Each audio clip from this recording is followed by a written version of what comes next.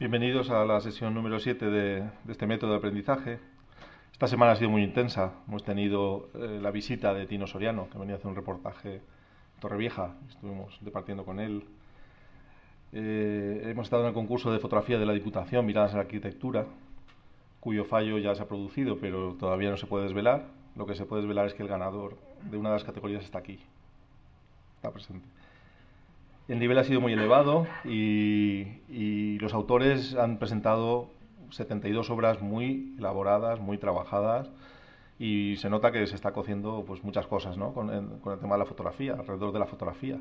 Se nota que las preocupaciones de los autores van creciendo con respecto a la composición, con respecto... Es una madurez así generalizada la que se observa en el sector.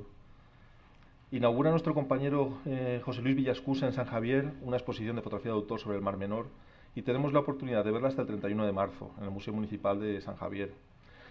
Y me gustaría que algunos se acercara a verla si podéis, porque plasma la evolución de un autor que está comprometido con su entorno, que ama los paisajes que le rodean y que está aplicando la fotografía como herramienta de divulgación y de conservación. Y me parece muy interesante cómo ha madurado José Luis y cómo está plasmando su propio mundo, su propia visión de la fotografía aplicada en los paisajes que le rodean. Y tenemos aquí presente también a Javier Sánchez Moral, nuestro webmaster y blogger del SOS, que ha venido desde Madrid con su esposa a presenciar una sesión en vivo y en directo. Él está llevando, bueno, él creó Unidos por la Fotografía, lo que es el foro, la web, todo la gran movida. Y bueno, nos hemos puesto un poco al día de lo que ha pasado esta semana. Estamos preparando una exposición para Sony Mac Photo y un pequeño equipo de fotógrafos. Hemos alquilado una gran nave de 800 metros cuadrados que se llama el Estudio de la Luz, y allí es donde vamos a preparar los grandes montajes para estas sesiones. Es decir, allí es donde vamos a realizar muchas de las sesiones que vamos a traer aquí, con estos vídeos que estáis viendo y con estas preparaciones que estáis viendo, bueno, para que empecemos a pensar un poquito más en grande y un poquito en producciones que se salen un poco de lo normal. Y hoy uno de los temas que nos trae el método, porque son dos temas los que vamos a abordar hoy. El primero es estabilidad, el uso de trípodes y rótulas en fotografía, que es una cuestión que tiene gran importancia. Viendo cómo trabaja un autor, cómo estabiliza su equipo, qué tipo de fotografía hace, podemos saber mucho sobre lo que le gusta, sobre cómo entiende la fotografía, sobre cómo plasma sus visiones. Para empezar, el mundo de los trípodes es, bueno, ya lo veis en la foto, es apabullante. El que tiene que comprarse un trípode nuevo y no sabe muy bien por dónde empezar, se ve muy impresionado por la cantidad de marcas, modelos, accesorios que hay para los trípodes, y muchas veces va a aprender equivocándose, porque no se va a dejar aconsejar bien, no va a entender bien que si la fotografía va a ser una prioridad o no. Hay muchas personas que le gusta la montaña, pongo un ejemplo, y para ir a la montaña pues le gusta ir cuanto más ligero es mejor, sobre todo en las cuestas arriba. Entonces, a veces se dejan llevar por los trípodes muy livianos, y cuando las condiciones atmosféricas no son adecuadas, cuando hay un poco de viento o cuando quieres hacer una foto dentro de un arroyo y el arroyo tiene cierta cantidad de agua, pues nos damos cuenta que el trípode nos va a dejar tirados. Entonces, es importante acertar a la primera porque nos ahorra dinero. Casi siempre el momento del disparo, el momento de captar la fotografía, es cuando más concentrado y más consciente es el fotógrafo de lo que está haciendo. Entonces, la forma de sujetar la cámara, la forma de estabilizarse uno, abriendo un poco las piernas, aguantando a veces incluso la respiración, es lo que marca las diferencias en los resultados, en muchas ocasiones. Cuando estamos haciendo una foto a infinito, a luz de día, nos va a dar un poco igual, porque las velocidades van a ser seguras. Un sujeto que está en infinito, mucho hay que mover la cámara para que se plasme ese movimiento. Es más difícil que salga mal. Cuando trabajamos cerca de una persona, cuando trabajamos cerca de un objeto, ampliando mucho esa imagen, es cuando sí se pueden transmitir todas esas vibraciones y van a ser muy visibles. Hay una recomendación muy genérica en la fotografía que es una velocidad que se supone que es segura, que es 1 partido por la focal de trabajo.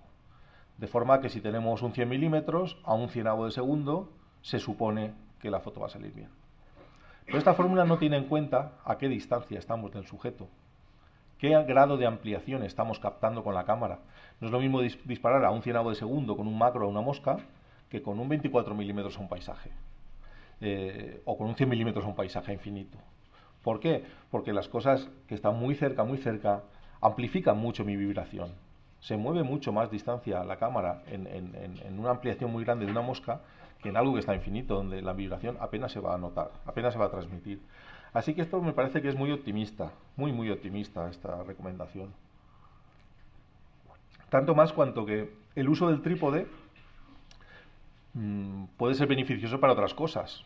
Por ejemplo, para ralentizarnos cuando hace falta ralentizarse y prestar más atención a la composición. El trípode va a marcar un antes y un después en nuestro tipo de fotografía. Casi siempre es así. Nos hace más reflexivos, nos hace menos impulsivos. El estar mirando el mismo encuadre durante unos segundos hace que podamos introducir pequeñas mejoras en él. Somos más conscientes de que hay una piedrecita que casi no veíamos ahí, pero está. Entonces, o le damos entrada o le damos salida, y todos esos pequeños detalles marcan una gran diferencia a la hora de un autor que es esforzado en la composición. Casi siempre cuando me falta luz, cuando estoy en un interior y no puedo utilizar trípode por algún motivo y me falta luz, lo primero que intentaré, como hemos hablado muchas veces, es abrir diafragma, salvo que la función estética no me lo permita, que quiera mucha profundidad de campo, y entonces recurriré al ISO. Lo último a lo que recurro es el valor ISO, porque el valor ISO supone que estoy amplificando la señal de la cámara, que tiene una cantidad de ruido inherente en ella, y estoy amplificando ese ruido también. Así que casi siempre lo último que toco es el ISO, y casi siempre hasta una limitación. Cuando uno conoce su cámara, pues sabe que a partir de ISO 800 o a partir de ISO 1200, el ruido que aparece pues no le gusta, o le gusta muy por encima de esos valores. Entonces ya es una función muy de autor, muy personal, elegir cómo solvento esa carencia de velocidad de obturación que me hace falta. Es en este tipo de fotografías, esto es un detalle, pues será aproximadamente 1 o 2, mitad de tamaño real. Pues claro, estas fotos yo no recomiendo que se hagan a pulso, salvo que estés trabajando con flashes que priorizan sobre la luz ambiente, y como hablábamos, si prioriza sobre la luz ambiente, es la duración del destello del flash la que equivale a la velocidad de obturación. Entonces sí, si son los flashes los que están aportando toda la luz a este sujeto, podría tirar a mano, porque aunque tira un 250avo de segundo, si los flashes estuvieran apagados saldría la foto negra, toda la luz viene de los flashes, y aun disparando a plena potencia sería el equivalente a un milavo de segundo. La foto aparecería estática. Bueno, pues en esos momentos donde voy a hacer la foto, es cuando, como comentábamos antes, me voy a hacer muy consciente de la estabilidad que tengo. Si estoy estable, si estoy encima de una barca que se mueve, si estoy en una avioneta, si me puedo apoyar en una pared, si puedo pegar la cámara contra una columna. Una serie de recursos que utiliza el fotógrafo. Otro caso puede ser la foto a ras de suelo. De repente he encontrado unas setas bastante altas y quiero fotografiarlas desde abajo de un punto de vista inusual, con un angular muy potente. Pues en esos momentos seguramente no tenga un trípode de suelo. Me tendré que apañar pues con una rebeca debajo, apoyando bien la cámara, mirando como pueda. Pues es aquí cuando esas pequeñas diferencias, ese fotógrafo que sí que sabe mirar en el entorno y saber cómo solucionar esa situación, hace posible que te lleves la foto a casa y que esté bien. En el interior de un vehículo, cuando utilizamos el vehículo como hide para recorrer más terreno buscando fauna, muchas veces disparamos desde la ventanilla, y aquí es cuando pues, todavía más hay que extremar las precauciones. Primero con el motor del coche que está vibrando continuamente. Eso hace que cualquier foto a un 60avo, un 30avo de segundo sea inviable, salga movida. También cualquier persona que esté dentro del coche y se mueva, o nosotros mismos si nos estamos disparando e intentando hacer algo, esa foto no va a salir. Todo lo que se mueve dentro del coche afecta el movimiento a la fotografía. Sin embargo, en el caso de una avioneta, es al contrario. Mientras que en el coche busco el apoyo, apago y no me muevo, la avioneta no puedo hacer esto. Puedo hacerlo, pero voy a acabar muy mal, porque algunas no arrancan otra vez. Esto ya lo hemos comprobado. Entonces, cuando vas con el motor encendido, es mala idea apoyarte. Toda la transmisión del vehículo, del movimiento del vehículo, todas las vibraciones van directas a la cámara si te apoyas. En este caso, la mejor idea es que el cuerpo, nosotros compensemos los movimientos de la avioneta, como si fuéramos un estabilizador. De forma que si gira bruscamente hacia la izquierda, nosotros compensaremos hacia la derecha e iremos haciendo pues, como si fuéramos un balancín. Ahí veis un soporte de ventanilla que no es muy eficaz. Lo veis puesto sobre un 70-200. A partir de aquí ese soporte ya no sujeta con firmeza las ópticas. De hecho aquí, claro, si estás dentro del coche, ya os digo, ni respirar. Cualquier movimiento que hagas tú o que haga algún ocupante del vehículo va a afectar a esa fotografía.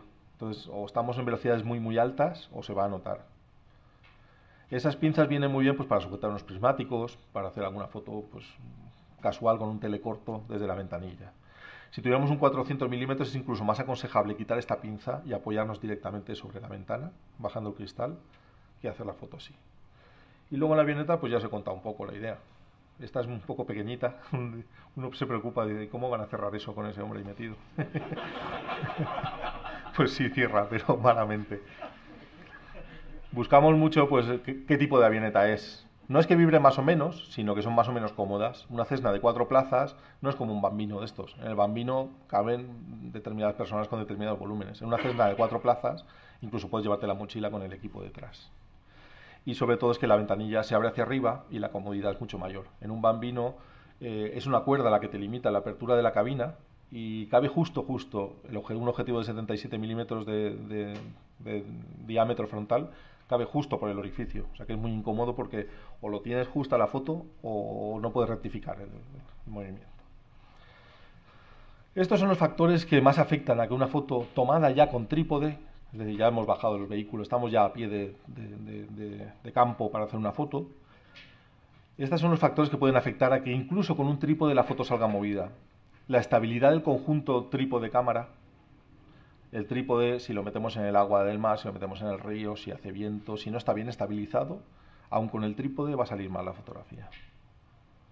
Las condiciones ambientales, si el sustrato está inestable, si es un lodo y el trípode se va hundiendo lentamente, que no lo aprecias pero se está moviendo, pues al final el resultado de la fotografía no va a aparecer estática. La combinación entre la focal que utilicemos y el tamaño final del sujeto en el encuadre también. No es lo mismo, como os decía, fotografiar una mosca que fotografiar un paisaje. En un paisaje, en una mosca, una pequeña vibración se aprecia. Está recorriendo varios milímetros en el encuadre. En un paisaje, una pequeña vibración con la distancia no se aprecia. Y claro, la velocidad de obturación, que es la que hace que precise levantar el espejo. El levantamiento del espejo, hasta hace unos años nadie sabía lo que era. Los fotógrafos paisajistas, todos íbamos al campo y un día nos explicaron que las cámaras de alta gama tienen un botoncito ahí que levantan el espejo. ¿Y esto para qué es? Pues porque a veces trepida, no, pero si uso trípode. No, pero es que con trípode y todo la imagen puede resultar trepidada. Así que yo lo que recomiendo es que compremos un trípode con cierto peso. El peso del trípode es importante. No podemos tener un trípode que casi no pese, porque el día que haga viento, el día que necesite lastrarlo con mucho peso, puede ser que las patas no resistan. El trípode, para el fotógrafo que puede permitírselo, para el fotógrafo que hace pues, ciertas caminatas pero que no son tremendas o que no son de supervivencia, pues si vamos a hacer fotografía debemos ir en serio con un trípode con un cierto peso, que permita ser lastrado. Incluso estos trípodes hace falta lastrarlos, porque cuando le pones un teleobjetivo en un día de viento, ese teleobjetivo hace mucha vela a 1,5 metros del suelo y aún así necesitaremos muchas veces lastrarlo. Yo os recomiendo que probéis la fotografía de costa para que veáis hasta dónde os va a dejar el trípode tirados. Cogéis un día ya en mayo o junio que ya hace más calorcito, os vais a la playa, un día que no haya mucho oleaje, os metéis con el agua en la cintura y tratáis de hacer una foto desde el mar hacia tierra. Y veréis que el trípode se hunde en la arena y debe hundirse porque si no la foto saldría movida. Y notaréis que lo estaréis clavando pues como medio metro en la arena. Si el trípode no es bueno se va a partir las patas. Pensadlo bien antes de lo que hacéis. Pero más vale que os pase ahí que no que os pase en una localización. Que hagáis un viaje a, ¿qué voy a decir yo? A Bolivia y llegáis allí, el primer día os metéis en el agua y partís las patas del trípode. Pues hay un tipo de fotografía que yo creo que marca el límite de hasta dónde llegar con un trípode, que es este tipo de fotografía, que es clavando las patas en la arena, trabajando entre las piedras de un río, que a veces te apoyas un poco en el trípode y partes la pata. Ahí es donde está la diferencia. Y un trípode bueno no significa un trípode caro. Aquí veis, estoy haciendo una foto sin trípode. Hay mucha distancia desde mi primer plano hasta donde estoy yo. hay bastante intensidad lumínica, eso hace que esté utilizando pues una velocidad de obturación razonablemente alta, un 250 avo, un 500 avo de segundo. En ese caso, el trípode te puede lastrar. En este caso no, porque es un paisaje. Pero si estuviéramos siguiendo una acción, si estuviéramos buscando personas, si estuviéramos haciendo retratos, si estuviéramos haciendo reportaje, hay muchas veces que el fotógrafo le pasa al revés, que el trípode le lastra, hace que pierda fotos. Tan importante es saber cuándo debo usar el trípode como cuándo debo dejarlo aparte. Es decir, si veo que el trípode me está lastrando, es mejor perderlo de vista y seguir a mano. Bueno, y hay ciertas velocidades de riesgo que suelen empezar a partir de un 30avo de segundo, en las cuales, digo suelen porque ya os digo que importa mucho el tamaño del sujeto. Si estoy haciendo una mosca a tamaño real, incluso a un 125avo de segundo mi foto va a salir trepidada con mucha garantía de que va a ser así. Porque tengo dentro de la cámara un espejo con un muelle tenso que permite que dispare a un 4000avo de segundo, a un 8000avo de segundo, muchas cámaras, y eso lo hace un muelle que tira del espejo para arriba para que se haga la foto con el mínimo retardo posible. Ese muelle es el responsable de que cuando el espejo sube, golpea la parte alta de donde está el pentaprisma, y ahí, a pesar de que hay un acolchadito, de que hay una esponjita que se va gastando con el uso y con los golpes, y al año ya está deteriorado, pues ese golpe es el que me puede trepidar la foto. Entonces debo saber muy bien en qué función personalizada tengo ese levantamiento de espejo para que sea ágil buscarlo, o bien crearme un acceso directo, pues con el botón Set o con un botón, personalizar la cámara de forma que sea muy rápido encontrar esto. Sobre todo para aquellos que hacéis macro, paisaje, retrato, algo que tiene pues mucha proximidad a veces con el sujeto o mucha ampliación del sujeto y a veces la limitación de no usar trípode. Así que es mejor ser prudente y acostumbrarse a que cuando pongo mi cámara en el trípode, aunque esté en una velocidad que me parece segura, como no es contraproducente, pues levantaré el espejo y utilizaré un cable disparador. Al principio los cables disparadores, que no eran de la marca de la cámara, pues venían con ciertas posibilidades que lo hacían muy atractivo, como el intervalómetro, podías, digamos que, configurar un poco el cable disparador y hacía que muchas personas pues lo compraran, entre que es más barato y que tiene más posibilidades. El inconveniente que tenían en aquel entonces era que cuando se te acababa la pila, ya ni siquiera podías hacer disparo normal. Ya no podías hacer una larga exposición de noche, ya no podías utilizarlo. Esto era un hándicap porque, claro, la primera vez te pasaba. Anda, que esto lleva una pila dentro. Sí, lleva una pila, hay que llevar repuesto. Con un cable normal no hay que llevar repuesto. Pero ahora ya los han hecho muy bien y ahora cuando se te acaba la pila puedes seguir trabajando con él. O sea que, bien, es una buena posibilidad de utilizarlos. ¿Veis aquí, a pesar de usar un angular, un 17-40 milímetros, estamos trabajando a medio metro de un sujeto que hemos encontrado, que es una barracuda, es un pez depredador? Bueno, pues a esta distancia tenemos mucho riesgo de que la foto salga movida, especialmente en un día, como veis, ya nublado o que se ha ido el sol. Esta foto estará hecha pues, aproximadamente a un 15avo de segundo, un octavo de segundo. Aquí es donde trípode, bien metido, las patas bien clavadas en los guijarros. Cable disparador y levantamiento de espejo es lo que hace que la foto salga perfectamente. Este es un detalle de la cámara sin objetivo, con y sin el espejo levantado. A la izquierda veis el espejo acachado, es decir, ahí estamos teniendo visión por el ocular de la cámara. Este espejo reenvía la imagen que forma el objetivo, la reenvía al pentaprisma y la veo por el ocular de la cámara ya corregida y vuelta del derecho. En cuanto aplico el levantamiento del espejo, el sensor ya queda expuesto y preparado para que el obturador se abra y empiece la captación de la imagen. Este es un cable disparador adaptado, yo los adapto, los abro. Bueno, yo no, porque soy un inútil, pero tengo un amigo que es muy manitas y me hace todo esto. Me abre el cable disparador y me adapta una salida RCA, una salida, digamos, universal. De forma que la barrera infrarroja, los cables disparadores a distancia de 50 metros o las radios que las hacemos con los mandos de teledirigir coches, pues me funcionen con el cable disparador. Yo llevo un repuesto siempre del trípode del vehículo, a veces dos, porque yo sin trípode no sé trabajar. Mi tipo de fotografía, sobre todo con el SOS, que son largas exposiciones, requieren impepinablemente el uso de un trípode. El trípode me ha sacado de muchos apuros, no solo a mí, sino a muchas personas que han venido a los cursos y han descubierto en el curso que el trípode se ha roto. El primer día en un arroyo se ha partido una pata del trípode. Luego os diré en qué tipo de trípodes pasa estas cosas, pero vamos, lo vais a descubrir vosotros mismos también con el uso. Extremaré las precauciones cuando haya baja intensidad lumínica, cuando tenga poca luz, condiciones de poca luz, cuando esté en un vehículo que se mueve, ya sea una embarcación, una avioneta, un coche, cuando maneje teleobjetivos pesados, a partir de un 70-200 milímetros, a partir de un 70 milímetros, tengo muchas posibilidades de que la foto no esté perfecta. En la pantalla me va a parecer que sí, pero cuando llegue a casa amplíe la foto a píxeles reales, que es como se ven ver las imágenes. O si estoy disparando con película, en cuanto coja la lupa cuenta hilos, me voy a dar cuenta que la definición no es perfecta. Estoy desaprovechando todas las capacidades del objetivo y mi foto, pues cuando la envíe a un público exigente, a una agencia, a una exposición, o tenga que hacer una ampliación a gran formato, se va a evidenciar mis carencias técnicas. Y eso hay que prevenirlo. Y con grandes aumentos, cuando estoy haciendo detalles, macrofotografía, ahí es cuando hay que extremar estas precauciones. Así que ahí es cuando trípode, cable disparador y espejo. Aquí vemos el trípode montado para una larga exposición. Es un trípode concebido para paisaje. Si os fijáis, los mandos están oxidados del uso. La columna está recortada. En la foto de la izquierda, veis que la columna acaba ahí muy bruscamente. Es porque está recortada. Está recortada para hacer macrofotografía. Estas columnas son muy baratas, yo las compro de segunda mano y unas las recorto a ras de trípode y otras las dejo largas para paisaje. Y al lado hay un montaje para fotografiar plantas con un difusor en el flash separado de la cámara. Y ya veis que incluso la cámara montada sobre un teleobjetivo que tiene su propio aro de trípode nos deja ver que la cámara también tiene una zapata rápida colocada.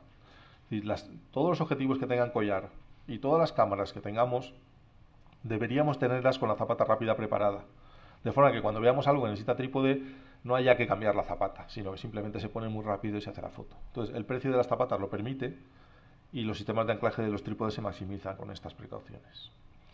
Así que lo que estamos viendo aquí son trípodes de 3 ejes, con 3 mandos que permiten aislar el movimiento vertical, horizontal y diagonal. Estos son los más indicados para fotografía de paisaje. Estos son los que yo recomiendo para el paisajista.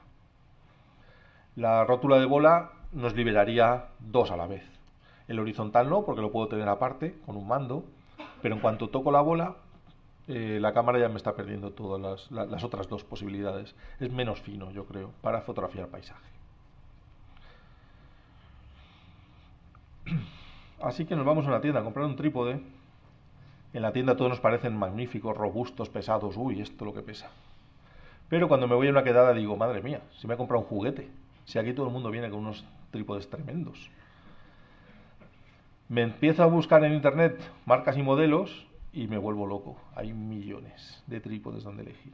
Esto no ayuda al fotógrafo. Acabas pensando, ¿y no pueden sacar uno bueno? Que sirva para todo. Y no tantas marcas y tantos modelos. Bueno, vamos a hacer un pequeño análisis de las marcas que tengo en el mercado.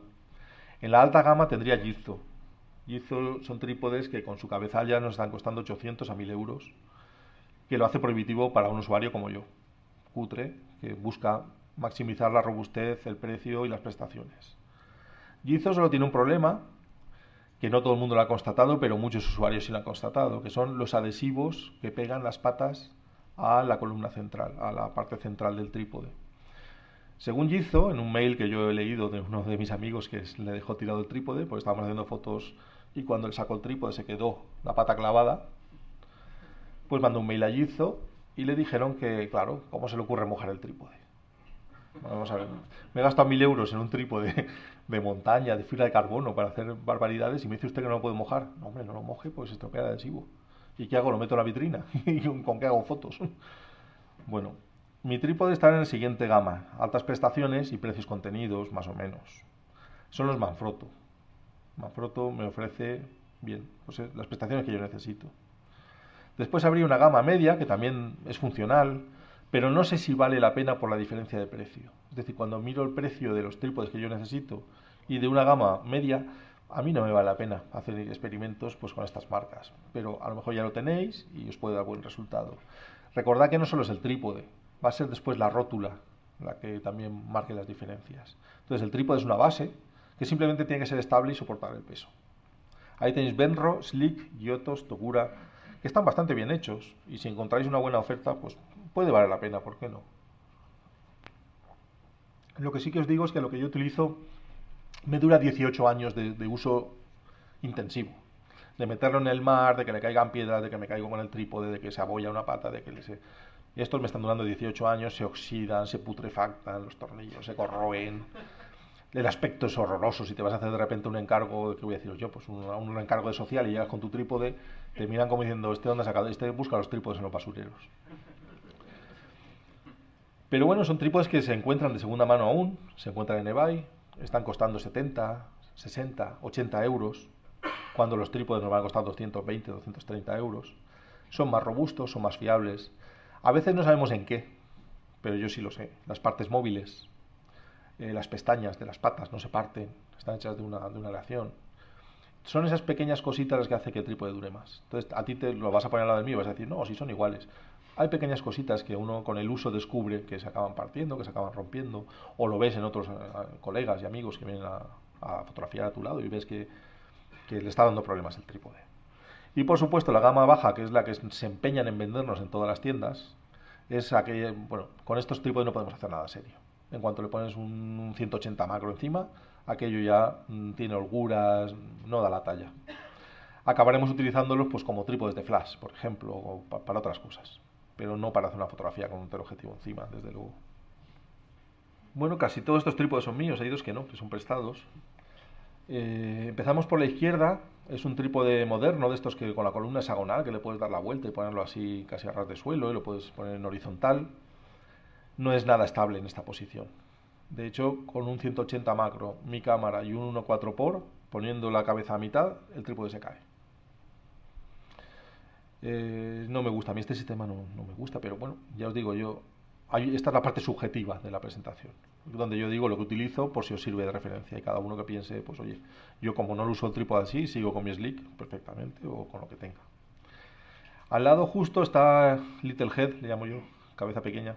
Es un trípode de acero que está concebido para vídeo y es el que meto dentro del mar cuando tengo que hacer exposiciones muy largas a ras de agua.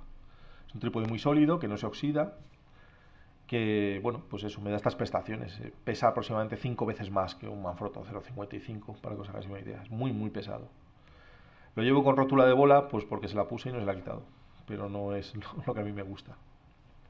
Pero bueno, es un trípode muy funcional, que saca de muchos apuros, que en días de viento te lo puedes llevar y ponerle un 400 milímetros, un 500 milímetros encima. Y que si tuviera que comprarlo, lo compraría de segunda mano, como ya hice. Es decir, es un trípode que, bueno, nuevo no te lo vas a comprar porque es para darle mucha batalla y de segunda mano los trípodes funcionan igual de bien. Esta es la rótula de bola que os decía que a mí no me son prácticas porque cuando las liberas pierdes, no sé, ganas como demasiada posibilidades de cambio, ¿no? Pero si alguien tiene ya una rótula de bola y se la ha comprado, bueno, pues mientras la cambia no la cambia o qué hago yo, mi recomendación es que se compre una zapata en L. Hay unas zapatas en L que se la pones a la cámara y te permite cambiar a vertical simplemente moviendo la cámara. Son para cámara, no para objetivo, porque el objetivo, los teles llevan su collar, que lo giras, pero con angulares es la cámara la que sujetas a la zapata, al trípode. Ahí sí que la zapata en L, primero que no te cambia tanto el punto de vista de la cámara como inclinar el trípode, que sabéis que la cámara baja y te está cambiando y tienes que subir la columna y rectificar, te da un punto de vista muy parecido al que tenías en horizontal y por otra parte la estabilidad es máxima. Ya no estás jugando a doblar la bola a un lateral que tiene menos estabilidad, incluso el objetivo se puede mover si la zapata no está bien apretada, la cámara está sobre su eje de gravedad y es muchísimo más estable. Una pequeña zapata en L aquí marca la diferencia. Al lado, este sí que es mío, el 0.55C Chrome, con una rótula para teleobjetivos de Manfrotto, que es como una W. Ahí es donde con una zapata muy larga alineas el peso del teleobjetivo hasta que se anula y es muy práctico para fotografiar aves o lo que sea. Son teleobjetivos que pesan 5, 6, 7 kilos más la cámara. Es muy fácil meterse en 10 kilos con un objetivo duplicador y cámara. Entonces hace falta un tipo de rótulas muy específicas que se llaman de balancín o gimbal. Esta de Manfrotto no es nada cara. Esta yo la compré de segunda mano por 60 euros en Alemania, pero aquí en España están en 80, 60, 50, 70, según cómo esté la rótula. Ya os digo que con la rótula pues no se puede rayar una lente, no es algo muy delicado. Mientras la fricción sea buena y gire bien, y si no la grasa acaba ayudando a hacerlo. Y el último que veis es estos modelos que se invierten también, pero con una rótula de bola. Como os digo yo, el peso, claro, para mí no es un factor. Nunca he considerado que un trípode que pese menos es mi opción. No, los trípodes tienen que pesar y hay que cargar con ellos. Y como mi opción no es ir a recorrer distancias en tanto tiempo, es ir a hacer tantas fotografías como pueda. Y si me tengo que parar en el primer metro y pasar la mañana, es buena señal, es que hay algo que fotografiar, pues llevo un trípode que pesa. Eso sí, aquellos que, bueno, que hacéis travesía, pues hay ciertos trípodes que pesan menos, que están hechos pues con basalto, con carbono, luego los veremos. Pero me parece más interesante incluso los monópodes como el Monotrek, que es un híbrido entre bastón de caminar y trípode. Incluso permiten algunos trípodes, algunos monópodes ser engarzados. Es decir, si vamos con varios compañeros, con 3 bastones podemos hacer un trípode. Nunca tendremos prestaciones como un trípode de verdad. Creo que es más lógico llevar un solo trípode y repartirse el peso entre varios. Esto es un trípode roto. Esto es un 0,90 de Manfrotto, que es la gama por debajo de 0,55. He visto ya 3, 4 rotos. Unos en ríos, en las Urdes, haciendo fotografías de ríos, de arroyos, encajar un poquito la pata entre las piedras y ¡pam!, romperse la pata el primer día de curso. Menos mal que alguien llevaba un trípode repuesto. Otros en la arena de la playa, cuando intentas clavarlos un poquito para que el trípode no veas que se mueve, ¡pam!, se parte la pata. Es decir, no son robustos, las soldaduras no son robustas. Tienen arreglo porque pueden hacer una soldadura en frío, pueden hacer un apaño, pero ese trípode ya le vamos a coger manía porque le puede volver a pasar. El carbono es buena opción, pero debéis tener en cuenta que son menos robustos, menos estables al viento, pesan menos, habría que lastrarlos, y atraen la electricidad. Los pararrayos se hacen con fibra de carbono, y los accidentes que tienen los golfistas en Estados Unidos es por usar palos de golf de carbono. Así que si la tormenta viene, mejor escondemos el trípode entre las matas y echamos a correr. Hay otra opción, que es el basalto, que es más inerte. Lo que pasa que, bueno, todos estos materiales son materiales especiales y vamos a pagar un precio elevadísimo, que yo creo que la mayoría de aficionados ni se lo plantean. Este es el análisis que yo hago, que los materiales no se desencajen con el uso del tiempo, que no cojan presión, que esto también le pasa a muchos Yizo. Los Yizo de rosca en las patas, que van a presión, muchas veces no podemos sacarlos, no podemos meterlos. Esto lo he visto. Los atascos, las durezas, todo esto debe ser prevenido. Claro, la limpieza del trípode hace mucho, pero yo que soy un tío de estos de... no me acuerdo qué he hecho hoy, meterlo en el mar y está en el maletero del coche y no lo he endulzado, pues mañana cuando lo saque pues no quiero haber perdido el trípode, quiero poder seguir usándolo. Estos trípodes que os comento, los 0,55C, B y CB, antiguos, son de esta raza. Luego hay una variedad de trípodes que tienen unas barras unidas a la columna central, que de primeras me gusta porque parecen más estables, ¿no? Tú ves una pata unida con una barra a la columna central y dices, oye, pues esto parece más solidez. Bueno, si voy a fotografiar dentro de heights, es un gran inconveniente, porque ya no puedo meter las piernas entre las patas del trípode. O sea, las columnas centrales en los escondites no se usan casi. Son muy engorrosas. Luego, cuando voy a hacer macro, casi siempre es el terreno muy abrupto y siempre hay ramitas en medio y no puedo abrir las patas para colocarlas bien porque hay una columna central en medio. Aparte que no puedo abrir la pata tanto como yo deseara. Bueno, pues esto es una limitación que yo tendría en cuenta. Veréis muy poquitos trípodes en manos de fotógrafos así variados, fotógrafos de varias temáticas que tengan columnas, que tengan esa unión a la columna. Y luego en estudio he visto que son muy cómodos los trípodes con ruedas. El accesorio que venden, que lo vende Manfrotto, lo vende Yizo, lo venden muchas marcas, incluso marcas independientes para todo tipo de trípodes, viene muy bien en el estudio. Cuando el suelo es más o menos regular, tener el trípode que lo empujas un poco aquí y allá, que le puedes poner una bandeja incluso para tener ahí unos accesorios, una batería extra o tarjetas, viene muy bien, yo lo valoraría. Aquí veis el tipo de trípodes de los que hemos estado hablando, el de columnas unidas al centro, en la izquierda, que además se ve ya que es un trípode pues bastante inestable, no es un trípode de buenas prestaciones. En los bloqueos, además es muy fácil, tú estiras el trípode a tope, lo bloqueas todo bien y le das un empujoncito y aquello no tiene por qué moverse y estos trípodes se caen directamente. Esas son las ruedas que vienen muy bien para estudio, esa imagen en medio, y luego ahí veis un poco el detalle del objetivo de collar, el aro para trípode que traen los objetivos a partir de ciertos milímetros. Los zooms, telezooms o teleobjetivos tienen que traer ese collar incorporado, porque si no estamos forzando la montura y porque si no no podemos alinear el eje de gravedad de objetivo más cámara bien con el trípode. Esto es fundamental, disponer de ese aro. Hay personas que se compran el 70-200 f4 en vez del 2.8 y luego descubren que no viene en el precio de los 800 a los 1.200 euros, que van 400. descubren que no trae aro de enfoque incluido. Perdón, aro de enfoque, aro rosca para trípode. Aro para trípode. Claro, cuando pones el 70-200, que es un objetivo largo y pesado en la cámara, dices, uy, esto estará forzando la montura. Voy a ver qué cuesta el aro para trípode. 250. Ostras, entonces que he hecho el tonto. Me podría comprar el 2.8 por 100 euros y tendría más prestaciones y el aro incluido. Y un aro de más robusto, porque ya veréis que hay mucha diferencia entre los aros que se ponen y se quitan de los que van fabricados con el objetivo y van incluidos en el objetivo y forman parte de su estructura.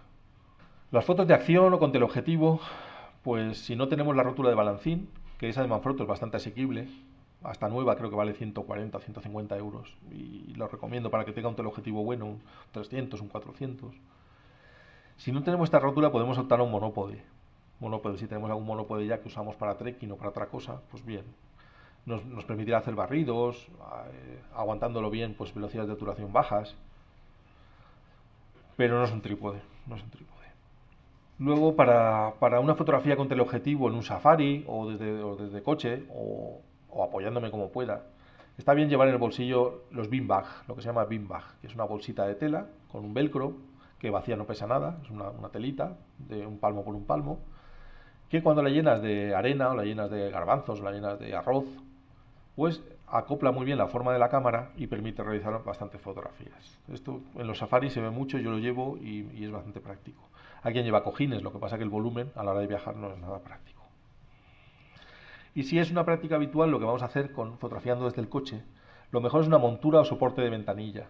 Una montura que se sujeta dentro y fuera del coche y permite poner una rótula de bola, una gimbal, te permite poner enroscada cualquier tipo de rótula. Y lo veo muy interesante también. Yo las he probado en África y van francamente bien.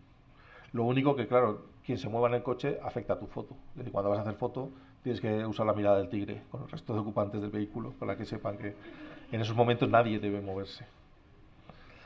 Y lo que hacemos muchas veces en África es sacar el trípode fuera.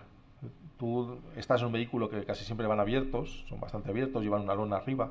Y lo que yo hacía era sacar el trípode fuera, dejarme a la altura de los ojos bien estirado y operarlo desde dentro del coche, pero el trípode fuera. Y así funciona bastante bien. Ya se puede mover el que quiera dentro del coche, te puedes mover tú y fastidiar a los demás, pero tu trípode está fuera. Ahí veis un monópode, como veis acaba en una rosca, ahí se puede roscar cualquier tipo de rótula. O la cámara directamente porque el monópode lo mueves tú y lo acoplas al encuadre. Y veis el bean bag tanto vacío, que ya veis que es una bolsita de tela plana, como lleno o de arena, o de gravilla, o de arroz. Para tomas a ras de suelo tenemos mini trípodes, trípodes con barra lateral, como habéis visto, pero para un angular funcionan bien, para un teleobjetivo no. Y luego se venden algunos soportes y podemos fabricarnos algunos soportes. Si cogemos una tabla o una pieza de metal y le soldamos un tornillo y ahí podemos acoplarle la rótula, pues ya estoy bastante cerca de poder trabajar a nivel de suelo con mucha estabilidad, pudiendo hacer grandes ampliaciones con un 180 y un duplicador, por ejemplo. Pero también lo podemos comprar hecho, se llaman low pod o omnipod, estos accesorios para trabajar muy a ras de suelo. Lo que hago también es, como habéis visto en una de las fotos, cortar una columna de trípode. Los trípodes se pueden espatarrar bastante, llegan casi a ras de suelo y casi siempre el impedimento es la columna. La columna toca con el suelo y no te deja bajar más. Entonces he cerrado una de estas columnas y me quedo pues a unos 18 o 20 centímetros del suelo, que está bien. Pero claro, no es para ponerte muy bajo de las cosas, muy a ras. En estos casos utilizo el bean bag o busco apoyos de fortuna sobre el terreno para situar bien la cámara. Aquí veis estos omnipod y low pod, que lo que hacen es posicionar la cámara lo más bajo posible.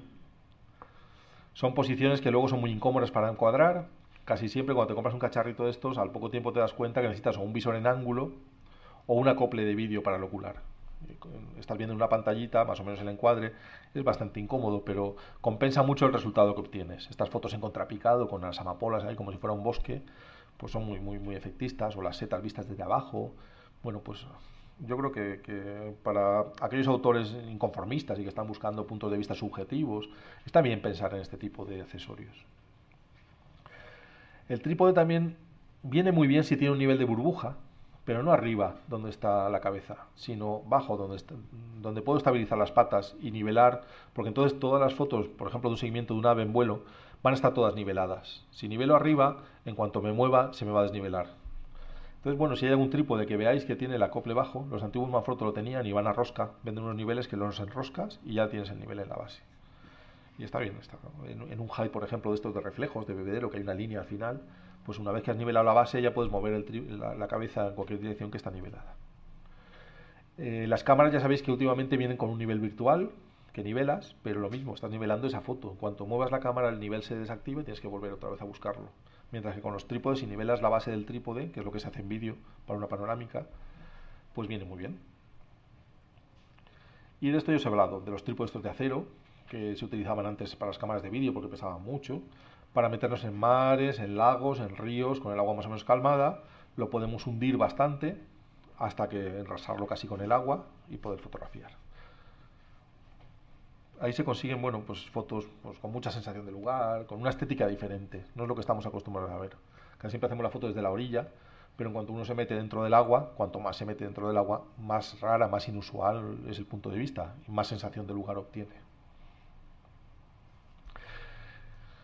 Y para acabar con esta parte de los trípodes, los estabilizadores de imagen, pues ya hemos hablado de este tema. Yo lo que valoro cuando voy a trabajar con un estabilizador es si voy a tener inseguridad en los resultados. A mí no se me ocurre hacer un retrato a un quinceavo e irme tranquilo a mi casa.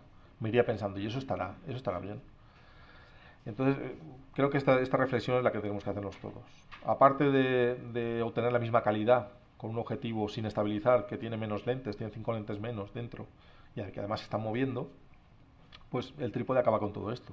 El sobreprecio de una lente estabilizada, salvo que le vaya a utilizar, salvo que haga mucha foto de avioneta o de embarcación, pues hay que valorarlo, simplemente hay que valorarlo. Esta es la rótula Wimberley Gimbal. Esta es el equivalente a la de Manfrotto de W que habéis visto antes. Este teleobjetivo es de los más pesados que hay. Es el 400 f2.8 y la cámara con las baterías pues le añaden peso. Tiene una zapata muy larga, con lo cual tú regulas la posición del objetivo, sueltas una piececita, regulas dónde lo pones, de forma que dejando sueltos los mandos se quede nivelado, se quede bien. Y luego ya friccionas un poquito y el objetivo ya se queda donde tú lo dejes.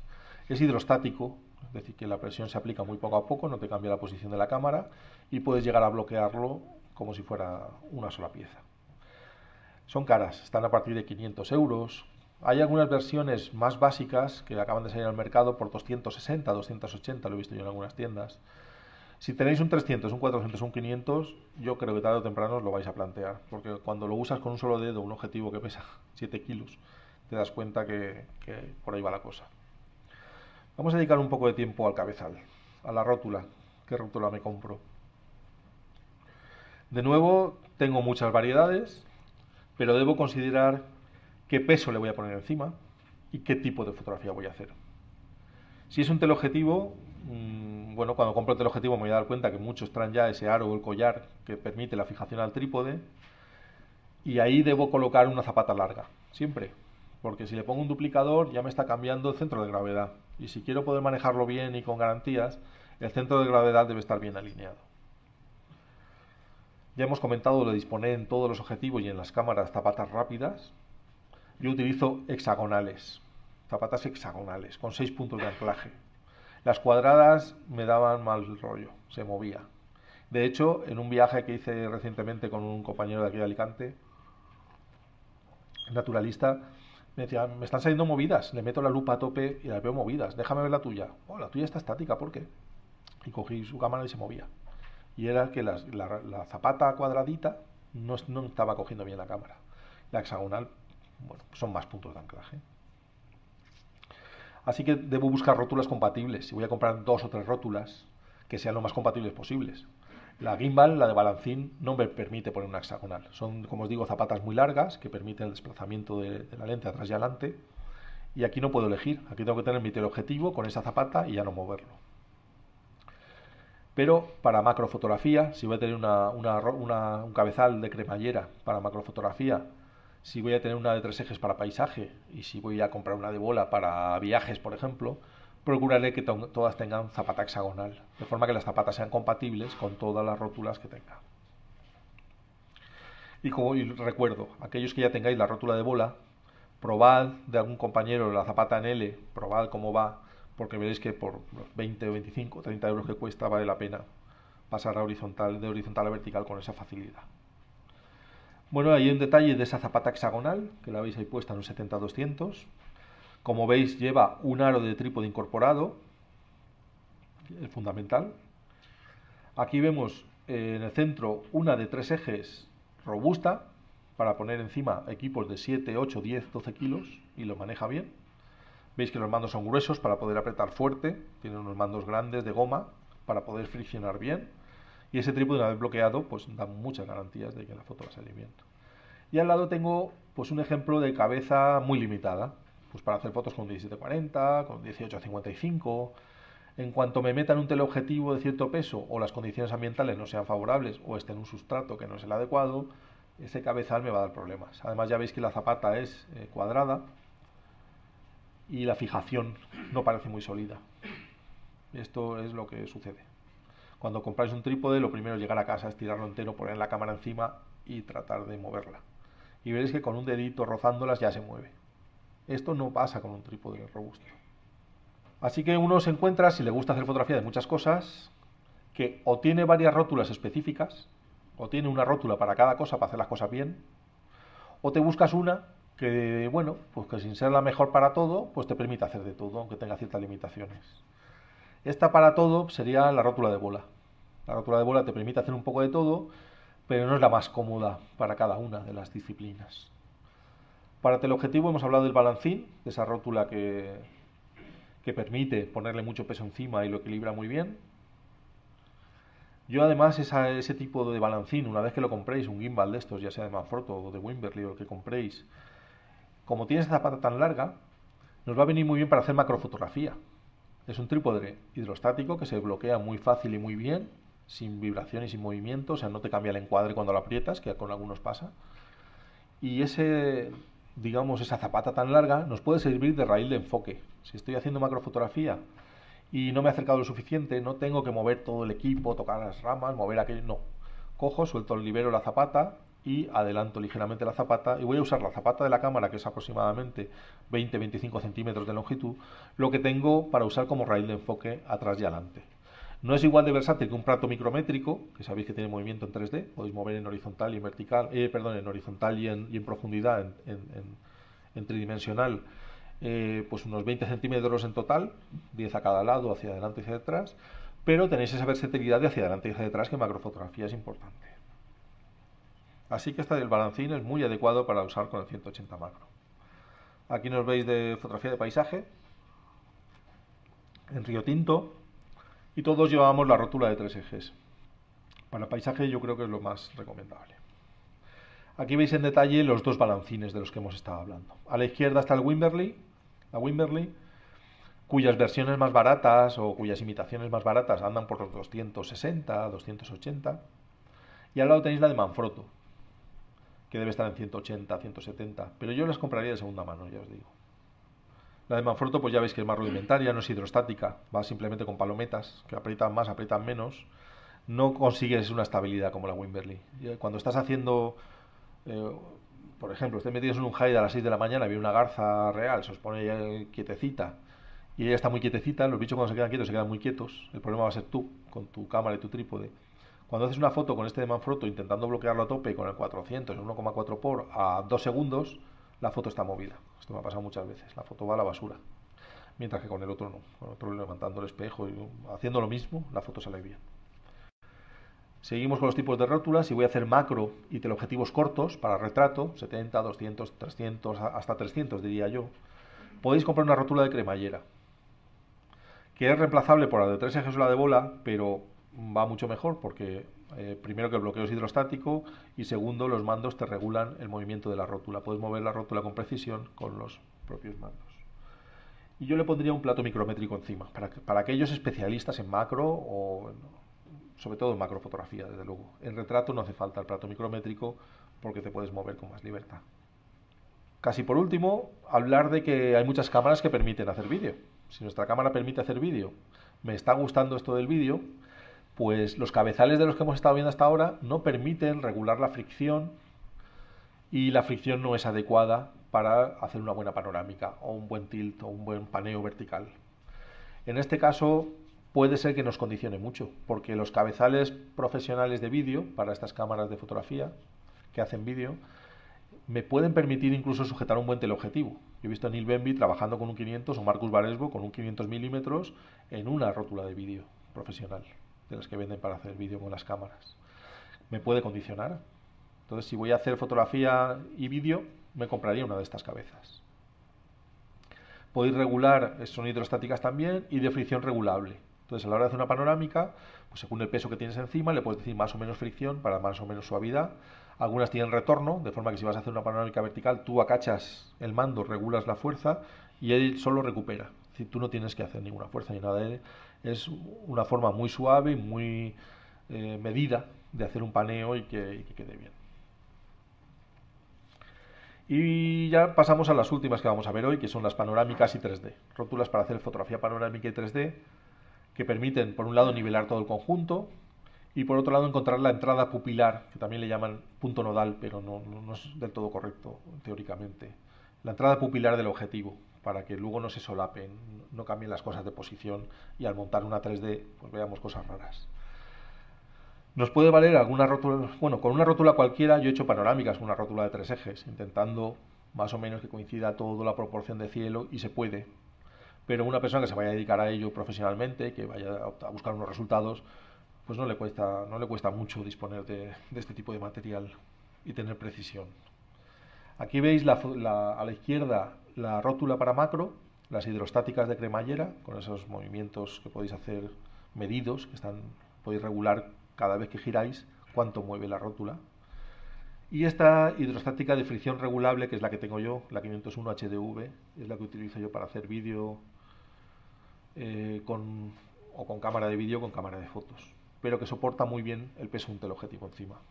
Se mueve muy suave, obviamente no es para hacer vuelos, porque tienes una fricción que te va a impedir hacer un seguimiento de un vuelo. Para esto son las de balancín las mejores. Y aquí tenéis, pues para iniciarnos en las panorámicas y en el 3D, el tipo de rótulas que se utilizan. Pues requiere nivelar muy bien la base, y luego esta rótula lo que te permite es que puedes girar en 360 grados sin mover nada. Y para hacer las 3D, pues hay una especie de adaptador en brazo en L que se pone arriba, pues para ir girando la cámara y haciendo todo. Al final, la última, casi siempre el fotógrafo quita el trípode e intenta hacer una foto del suelo para completar el 3D sin su sombra, y hay muchos que incluso pues clonan la sombra en esa última foto, si sale. Este tipo de fotografías, que me acuerdo que en muchos círculos, cuando voy a presentar alguna ponencia, la pregunta siempre es: ¿esto tiene que estar retocado? Pues no está retocado, perdone, pero tengo aquí el RAW casualmente, lo puede usted ver. Y abro el RAW. No entiendo cómo consigue usted estas cosas. Bueno, pues yo se lo explico. ¿Veis? El primer término tiene sombra, tiene una sombra tenue. Yo he aprovechado esta sombra tenue y que da el sol en el fondo para poner un filtro inverso que coge desde la fracción de tierra que veis más oscura hasta hacia arriba, hasta donde llega el degradado. Esta foto tiene una exposición aproximadamente un sesentavo de segundo.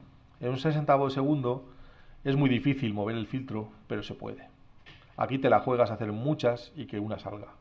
Si fueran 3 minutos de exposición, es muy fácil ir dejando el filtro a distinta altura, sacarlo al final, que se equilibren los contrastes, sacándolo antes o después, y obtener un resultado fácil. A un sesentavo de segundo, el tiempo que tienes para mover el filtro es muy corto, muy corto. Además he puesto esta foto porque la pregunta siempre es: ¿y moviendo el filtro no se te mueve la cámara? Pues no, hemos estado hablando de los trípodes, que le puedes dar casi una patada y no se mueven. Mover suavemente un filtro dentro de su ranura no es dar un codazo a una cámara, no tiene por qué moverse. Claro, con un Belbond de estos de plástico que lo mira, que le soplas y se mueve, no puedes hacer esto. No puedes porque la foto la estás trepidando tú. Pero con estos trípodes sí que se puede. Aquí estamos con el trípode clavado en el barro, bien clavado en el barro, un palmo clavado en el barro. A veces funciona mejor poner piedrecitas y apretar sobre las piedrecitas para que no se hunda tanto, pero yo directamente lo clavo en el barro. Y lo que hago es, en ese centavo de segundo, sacar el filtro muy rápido. ¡Clac! Y saco el filtro y lo muevo. Si acierto, pues como no tengo prisa tampoco, hago 30-40 fotos y en alguna estará lo que yo quiero. Casi siempre sucede así. Pues así es como hago este tipo de fotos. Las otras son más fáciles.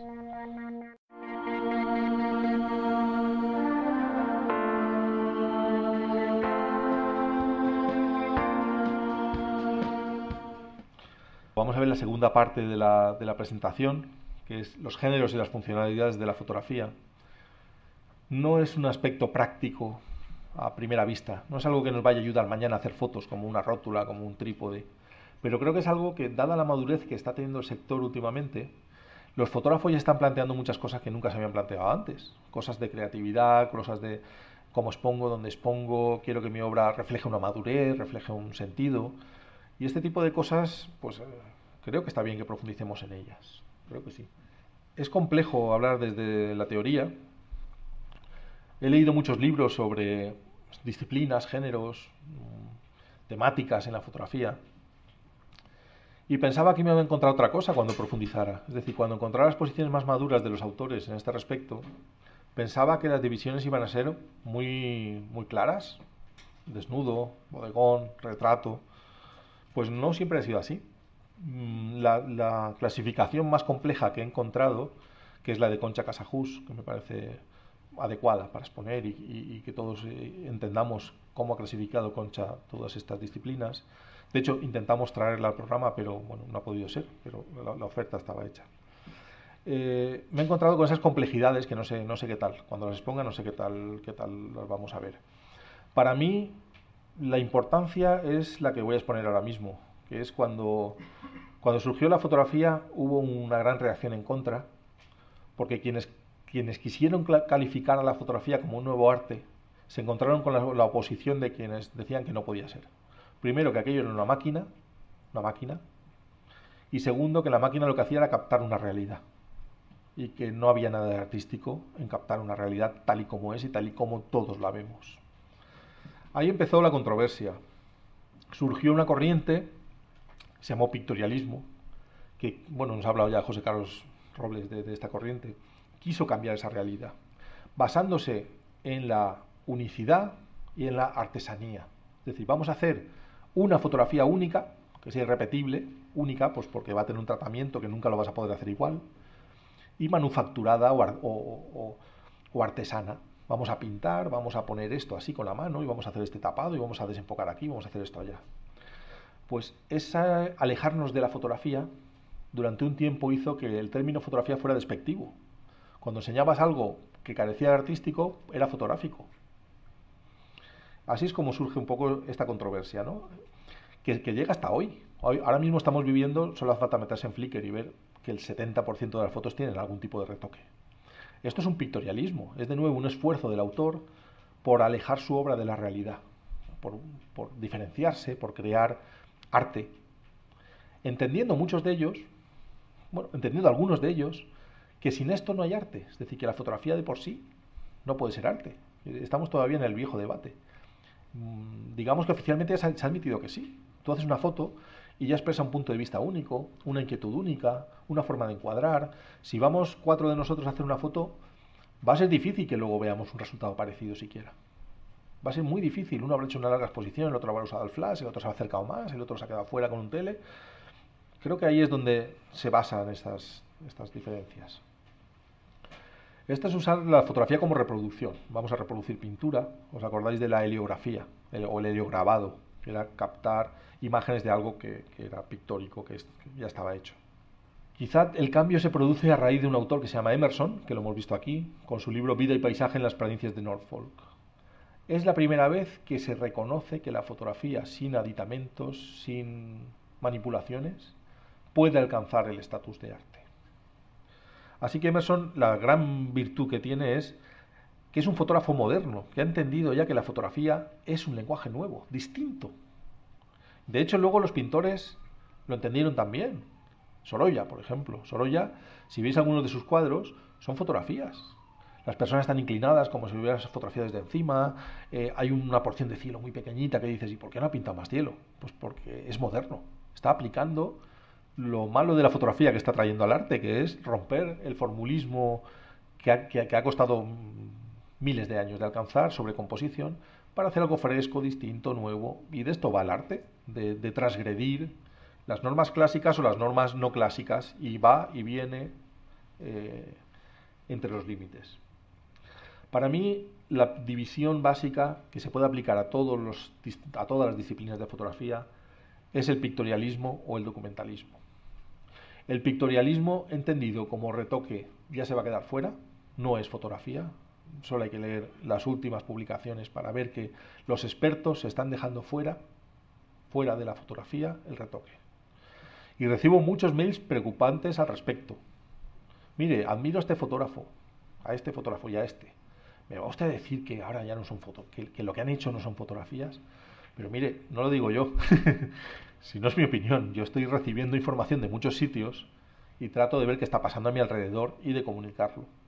Y lo que está pasando a mi alrededor y lo que os comunico es que el retoque se está quedando fuera de la fotografía, poco a poco. Ya lo veis en concursos, ya lo veis en... Te vas ahora mismo ¿qué voy a decirte yo? A los encuentros de Arlé, que son absolutamente artísticos, y cuando un galerista ve tus fotos, te dicen, ¿puedo ver el RAW? ¿Y a usted qué le importa mi RAW? Es que quiero saber si esto lo está usted haciendo porque tiene la visión y si es usted capaz de hacerlo con la cámara o no. A veces te cogen aunque no, pero existe esa preocupación y va en alza a separarlo. Es un dato. Lo puedo compartir o no compartir, pero es un dato. Entonces, en pictorialismo y documentalismo ahora mismo eso se queda fuera. El pictorialismo es una fotografía purista, que la has sacado tú, pero que expresa una preocupación estética. Es decir, ya estás aplicando conocimientos de composición, estás haciendo una trepidación para abstraer absolutamente del mundo real y jugar con los colores o las formas de otra manera. Es, digamos, una visión de autor que busca expresar sentimientos, pensamientos, comunicar. Está realizada por personas que tienen inquietudes artísticas, inquietudes estéticas. Mientras que existe la otra fotografía, la documental, que plasma la realidad, que es la que hacemos nosotros en un cumpleaños, o un fotógrafo de prensa, o un fotógrafo de deportes, o un fotógrafo de reportaje que se va a documentar una guerra, que debe ser fiel, debe ser instantánea. La otra no, la otra la podemos preparar, es nuestra visión, la podemos preparar, recrearla en un estudio, podemos hacer lo que queramos, pero aquí se basa más en plasmar la realidad.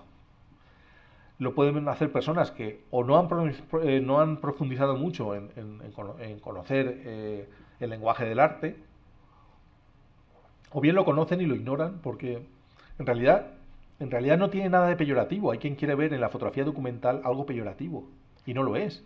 Esta es la fotografía más moderna que existe. Hacer arte con la fotografía es hacer pintura con la fotografía. En realidad, si lo pensáis a fondo, esta separación lo que nos trae es que tus fotos que quieres que plasmen, ¿no? Es como una pintura, está todo perfecto, todo en su sitio. Lo otro es el lenguaje moderno de la fotografía. La fotografía documental tiene imperfecciones propias porque busca plasmar el momento, porque es rápida, es así. Y es un lenguaje moderno, absolutamente moderno. Esta es una foto realizada en Venecia, que me gustó.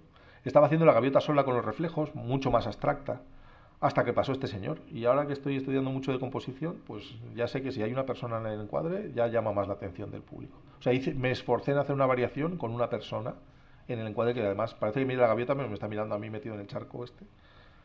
Vamos a avanzar un poquito más hacia la fotohistoria. Fijaos que todo esto es muy moderno. Ahora mismo, hoy, no hay ningún consenso entre los especialistas sobre los géneros y las disciplinas en la fotografía. No lo hay. Hay algunas propuestas, pero no hay ninguno admitido por todos.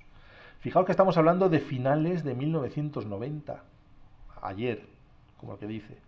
Michel Frisot, profesor de Historia de la Fotografía de la Escuela profesor de Historia de la Fotografía de la Escuela del Louvre de París, nos habla no ya de la fotografía como un todo, sino de las fotografías.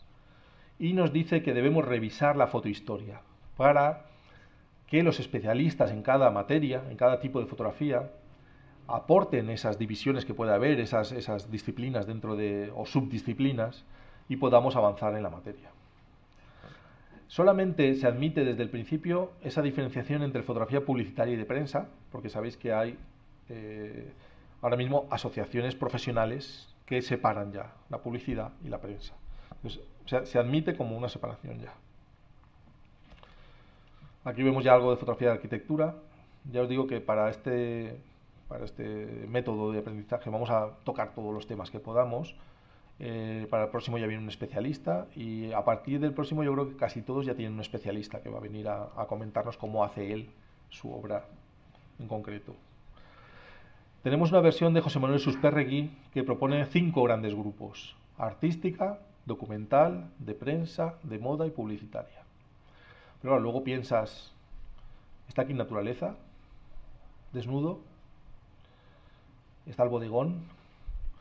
Parece que no sabemos encontrar una que reúna todo. Y si lo reunimos por disciplinas técnicas, nos vamos a dejar fuera las temáticas. Por ejemplo, macrofotografía es técnica, necesitas un macro para hacerla. Nocturna no. Es un equipo convencional con largas exposiciones. Sería más temática que técnica. ¿Qué adoptamos? Esto es curioso porque la que yo os he propuesto de pictorialismo o documentalismo va más en función de lo que piensa el autor del concepto de por qué hago yo fotos o para qué las voy a hacer o por qué busco esa visión estética. ¿Por qué nos debe preocupar estas disensiones tan extrañas? Primero, porque las tengo que clasificar. Algún día vamos a venir aquí a hablar de cómo clasifico mi archivo. Y veremos cómo lo clasifica National Geographic, cómo lo clasifica la BBC, cómo lo clasifican unos autores muy concretos, muy especialistas.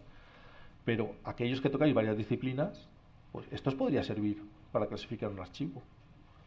Por ejemplo, para participar en una muestra, en un concurso, van a haber unas disciplinas y van a haber unas categorías. ¿En base a qué? Pues tendremos que definirlo. Y sobre todo también a la hora de exponer a un autor que empieza, a la cantera, a jóvenes fotógrafos, mostrarles el panorama al que se pueden dedicar, dónde pueden enfocar sus esfuerzos. Es un tipo de fotografía bastante abstracta. Yo esta fotografía no la he hecho nunca, la he empezado a hacer desde hace 7 u 8 años atrás. Pero yo este tipo de fotografía no la veía, mi fotografía era muy documental, muy realista. Yo no he sabido hacer la fotografía o entender la fotografía hasta hace bien poco. Después de 20 y tantos años de hacer fotos, uno descubre que ha explorado muy poquito y que lo poquito que ha explorado es lo más fácil. Y esto puede ser un trauma para un autor. Estos son digamos, las primeras distinciones que se hicieron porque venían heredadas. Es decir, la pintura tocaba estos temas muy claramente, el retrato, que era comercial, te encargaban un retrato y tú lo pintabas, el paisaje, que solía ser libre, pero bueno, que luego vendías la obra también, y los bodegones o naturalezas muertas. Bodegones, un bodegón no tiene por qué ser alimentario. Bodegón significaba, pues bueno, que podían ser unas ramas y unas hojitas, era un estudio que recreabas. Estos tres géneros los hereda la fotografía y luego surge uno que es verdaderamente y puramente fotográfico, que es el reportaje. El reportaje en pintura no existe, el reportaje es puramente de la fotografía. Contar una historia en base a unas imágenes. Esto coincide pues en que empiezan a surgir las revistas y empiezan a demandar contar historias con imágenes y ya hay una demanda comercial de fotos que conecten, de fotos que juntas nos estén contando un proceso o algo. Hay otra clasificación de géneros según que la escena esté preparada o no. Es decir, cogiendo algunos de estos géneros básicos, podríamos decir que si predomina el elemento humano y la escena está preparada, sería un retrato. Pero si haces un retrato en una tribu aborigen que no lo has preparado, que ha surgido, sería parte de un reportaje, sería más reportaje. Si preparas una escena sin elemento humano, podría ser bodegón, la estás preparando, estás modificando algo y es un bodegón. Y si no la preparas, pues no hay elemento humano y pues suele ser paisaje. Esto es una separación que se propone, que he encontrado en muchos sitios en internet y en libros. Bueno, aquí veis una fotografía panorámica realizada sin esas rótulas específicas, con una rótula de 3 ejes, teniendo cuidado de nivelar bien la base, montando 3 fotografías. Es decir, para mí, que es la primera vez que hago este tipo de cosas, o la segunda, esto es un retoque. Yo esta fotografía, cuando la presente a cualquier sitio, cuando la enseñe públicamente, cuando la ponga en una exposición o cuando esté hablando con ella, a un amigo de ella, le explicaré cómo la he hecho, porque para mí es un retoque, no es un reencuadre, es un retoque. Y aquellos que quieran hacer la foto pura, pues o comprarán una cámara panorámica, o recortarán la imagen, o harán lo que quieran. Pero una vez que un software las enlaza, una vez que un software las desviñetea y una vez que un software une las juntas, ya no es una fotografía, ya es una unión de 3 fotografías. Y creo que esto no es bueno ni malo, simplemente es. ¿Hay algo de peyorativo? ¿Es peor la foto? ¿Es peor la expresión? ¿Es peor el resultado? No, solo que es una fotografía con una coletilla, que es retocada o que es montada por software o como queráis llamarle. Yo no le veo nada peyorativo, ni en el uso de filtros ni en nada. ¿Qué de peyorativo va a tener la realidad? La verdad. Cuando a mí me preguntan, yo tengo que decir la verdad. Si soy un fotógrafo ético, mi éxito con la fotografía no quiero que se base en la mentira. Deciros, no, ¿habéis visto eso? Pues es que mi cámara es especial y capta ya panorámicas. Venga, tío. Vamos a esta separación madura que nos propone Concha Casajús en su libro y que también he encontrado en muchos sitios en internet. No es fácil entenderla de primeras, es compleja, pero me parece tan acertada y tan reflexiva que quería que la conocierais. La primera separación que hace Concha es utilidad pública o privada. Es decir, el uso de la imagen va a ser pública, va a llegar a un público, caso de la función informativa, la prensa, el reportaje, se hace para difundirlas, para informar. Bueno, pues es una utilidad pública. Ella la encasilla, estas tres que veis aquí, informativa, didáctica y persuasiva, con una función predominantemente no artística. Es decir, están sujetas a un texto, a un guión, a una información que deben transmitir, y lo artístico o no, pues va a depender del autor, pero su función no va a ser la artística, va a ser la documental, podríamos decir. Entonces tenemos la función informativa, reportaje y prensa, la didáctica, la pedagógica y científica, la que utilizamos para ilustrar libros de texto, libros de aprendizaje, diccionarios, enciclopedias, tratados, y la persuasiva, que es la publicidad. Si os fijáis, todas ellas son bastante comerciales. No hay una fotografía de autor aquí metida. Por eso no es artística. O predominantemente no es artística. La prensa se define, o ella lo esboza, como instantáneas que recogen acontecimientos humanos. Predomina la expresividad del sujeto sobre la expresividad del autor, sobre los sentimientos del autor. Es decir, importa lo que está sucediendo allí. Puede haber algo de subjetividad en la toma, es decir, el autor tiene cierto margen, puede interpretar el encuadre y el espectador también va a interpretar lo que hay en el encuadre. Pero la función informativa está sujeta a un guión, a un texto, a una importancia de lo que sucede. Si es independiente, pues va a ser menos comercial, pero puede ser bastante creativa, puede alcanzar niveles de creatividad. Un ejemplo, pues Sebastián Salgado puede ser un ejemplo. Sebastián Salgado se va a hacer una tribu y a él le importa mucho la estética. No solo va a decirnos, mira, esta gente está cazando, no. La escena de caza tiene que ser muy pictórica para que a él le valga. Sin embargo, hay otros reporteros de guerra, por ejemplo, que van y su única obsesión es plasmar muy bien la realidad para que el público la vea y sepa qué está sucediendo. La fotografía científica, que suele ser descriptiva, aquí no hay sentimientos, aquí el autor no importa, el estilo no importa. Estamos buscando captar algo para luego examinarlo, llegar a conclusiones, hacer una detallada descripción, descubrir algo. Entonces suele ser clara y limpia, y la creatividad es siempre secundaria frente a ese propósito investigador o de descubrimiento o de comunicación. La fotografía publicitaria es la más falsa de todas, porque trata de engañarnos, de persuadirnos. Mire, compre usted este coche, compre usted este perfume, compre usted. Analiza mucho la psicología del espectador y analiza mucho el mercado de consumo, porque nos están vendiendo algo. Utiliza trucos, fotomontajes, iluminaciones especiales, le da igual ser artificial, ser bella, a veces es desagradable, pero impacta, y tú te fijas y acabas comprando el producto. La forma es el fotógrafo puede tener una libertad a la hora de crear la forma y le van a buscar para que él dé su forma, pero se tiene que atener a unos contenidos. Todo va a estar muy definido, bastante definido, salvo partes de la estética. Pues bien, esta fotografía muchas veces no es fotografía, por lo que estamos viendo, porque va a estar alterada, va a estar manipulada.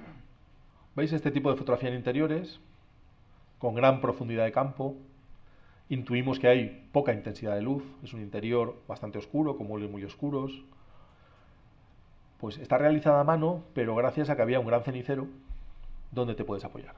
Si te puedes apoyar, incluso si mantiene la cámara quieta, le das al temporizador levantando el espejo y la foto se va a hacer sin trepidaciones. De no ser así, esta profundidad de campo y esta nitidez en toda la fotografía solo se alcanzaría con un ISO muy alto. Necesitamos calcular que necesitaremos un F11 aproximadamente, incluso 16, y esto disparando a mano a una velocidad razonablemente elevada, un 60avo, un 30avo, va a requerir un ISO 800, un ISO 1200, no todas las cámaras a estos ISOs obtienen este resultado. Bueno, vamos a seguir en utilidad pública de la fotografía, pero vamos a pasar a la fotografía artística, a la función estética. Vamos a dejar la documental, la que predominantemente no es estética. No sé a cuántos de vosotros os preocupa la estética. No sé, y tratad de encasillaros ya. Si hacéis fotografía más documental, más científica, de naturaleza, no estética, o si ya tenéis una visión más estética. Dentro de esta fotografía estética de utilidad pública hay dos vías, dos caminos. La vía expresionista y la vía racional. Ya empezamos con complicaciones. Expresionista significa expresión. El fotógrafo se va a expresar, va a mostrar sus sensaciones, sus sentimientos, se puede abstraer todo lo que quiera. Mientras que la racional va a seguir conectada con la realidad, aunque busque una función artística, pero se va a basar en la realidad. Un poco como el bodegón aquel que os proponíamos, que tenía una fuente pictórica, una inspiración pictórica, pero al final era un bodegón real. Pero bueno, no dejabas de ver cierta conexión con la pintura. Tiene este tipo de fotografía tiene problemas de comercialización, no siempre se vende bien, no es un encargo muchas veces. Y vamos a dar una nueva visión de la realidad, que puede ser real de verdad, pero forzada o inventada, absolutamente. La vía expresionista, la vía en la cual el fotógrafo comunica, es la más abstracta. Tenemos el realismo psicológico, cuando la realidad sigue estando ahí, pero manifiesta las sensaciones del autor. El autor nos condiciona a ver sus sensaciones, sus sentimientos. Hay tres temáticas fundamentales: personas, naturaleza y cosas. Y su producción va a ser retratos y paisajes psicológicos. Vamos a poner un ejemplo para entenderlo. Un paisaje, cuando lo vea voy a sentir soledad, o un paisaje interior muy cerrado que me va a producir angustia o ansiedad o desasosiego, o un retrato en el cual me van a reforzar algunos rasgos del fotografiado para que le vea malo, bueno, profundo, superficial, risueño, dramático. Entonces, digamos que va a poner mucho de su sello el fotógrafo en estas psicologías. Y los bodegones pasan a ser simbolistas. Exige que la realidad sea observada detenidamente, pero muchas veces la realización de la imagen va a ser instantánea. En el surrealismo fotográfico, en la abstracción surrealista, la imagen ya se aleja de la realidad, ya no voy a ver conexión con la realidad. Veré ambientes expresivos nuevos, pues fotos muy movidas en las cuales pues hay dos colores. Y esos dos colores para alguien van a significar algo. A veces me lo va a transmitir y lo conseguirá, y será una foto que conecte, y otras pues no lo conseguirán, desde luego. Suele tener una elaboración larga de concepción y de realización, y a veces incluye trucos. Veremos retrato surrealista, paisaje surrealista y bodegón surrealista. Esta palabra de surrealista me centra mucho en lo que voy a ver. Y voy a ver un tratamiento muy desconexo con la realidad. Siempre que el fotógrafo esté expresando sentimientos, estaremos en esta vía expresionista. La vía racional tiene estas formas, que es el realismo formal.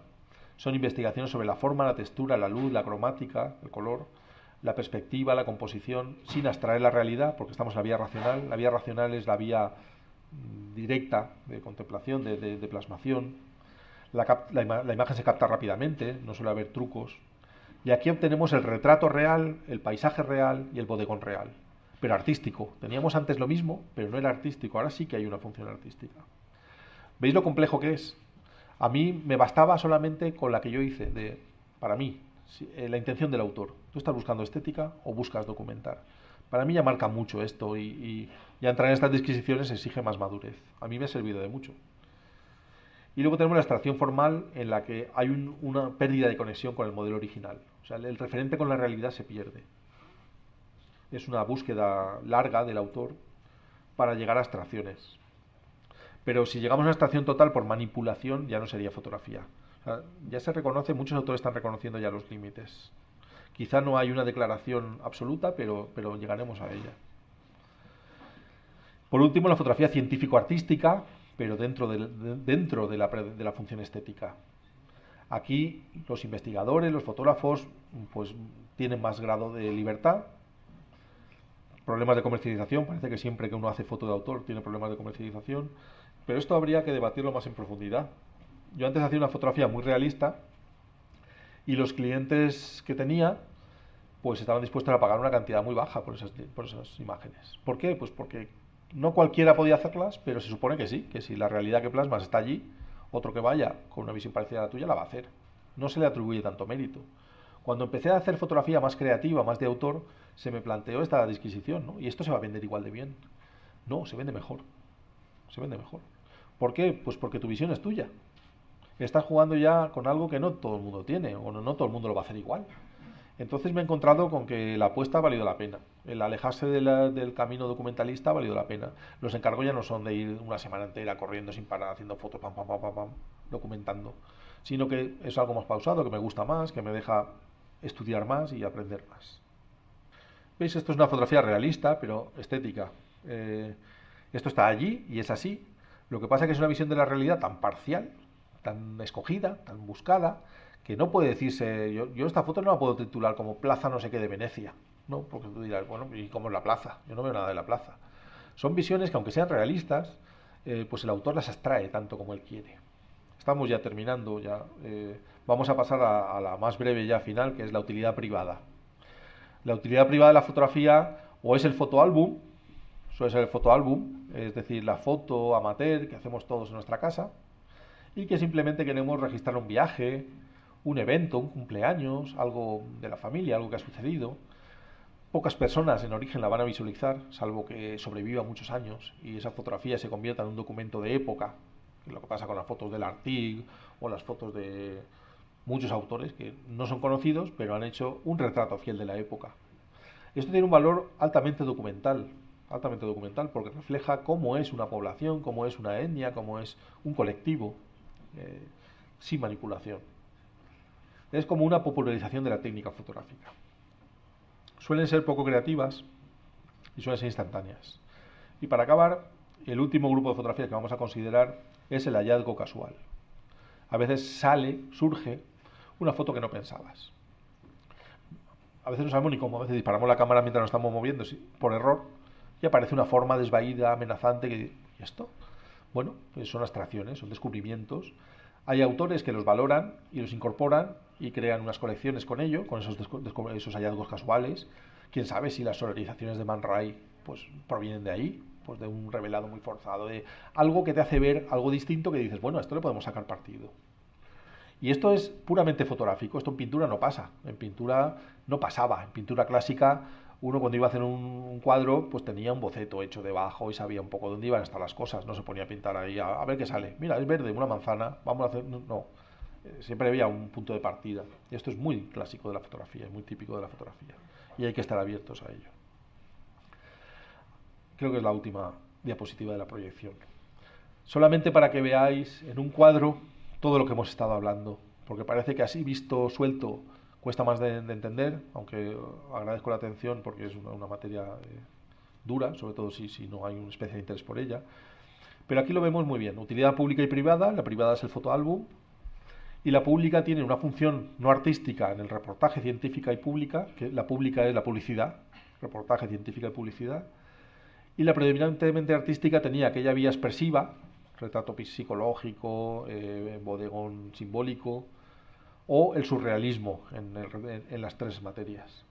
Y la racional, que sería un realismo formal y abstracción de la forma. Y por último, y aparte de todo, el hallazgo casual.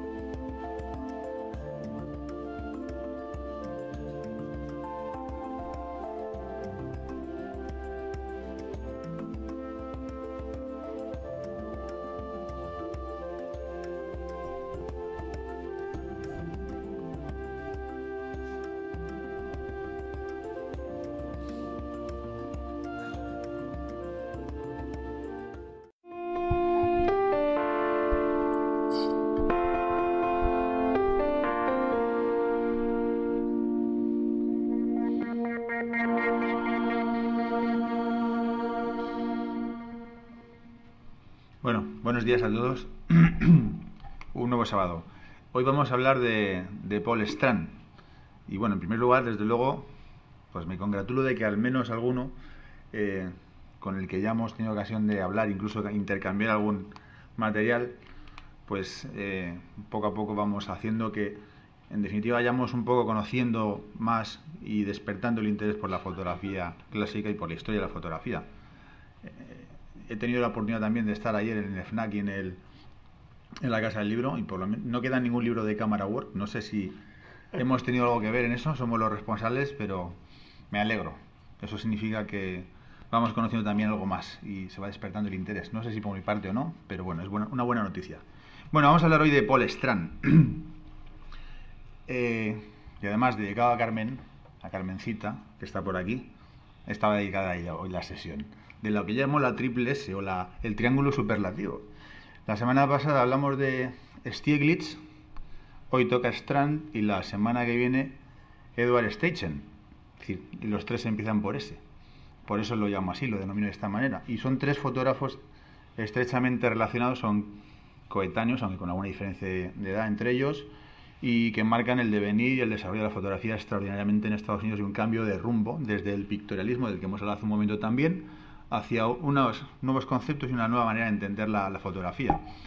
Este es un retrato de Walter Rosenblum, un fotógrafo también de guerra norteamericano, que tiene algunas fotos extraordinarias. Fue en alguna medida tiene fotos de escenas bélicas captadas, no sé si coincidió en el tiempo con Robert Capa, pero bueno, Walter Rosenblum es un descubrimiento para mí y voy a seguir investigando porque me ha gustado. El poco que he visto de él ha despertado mi curiosidad.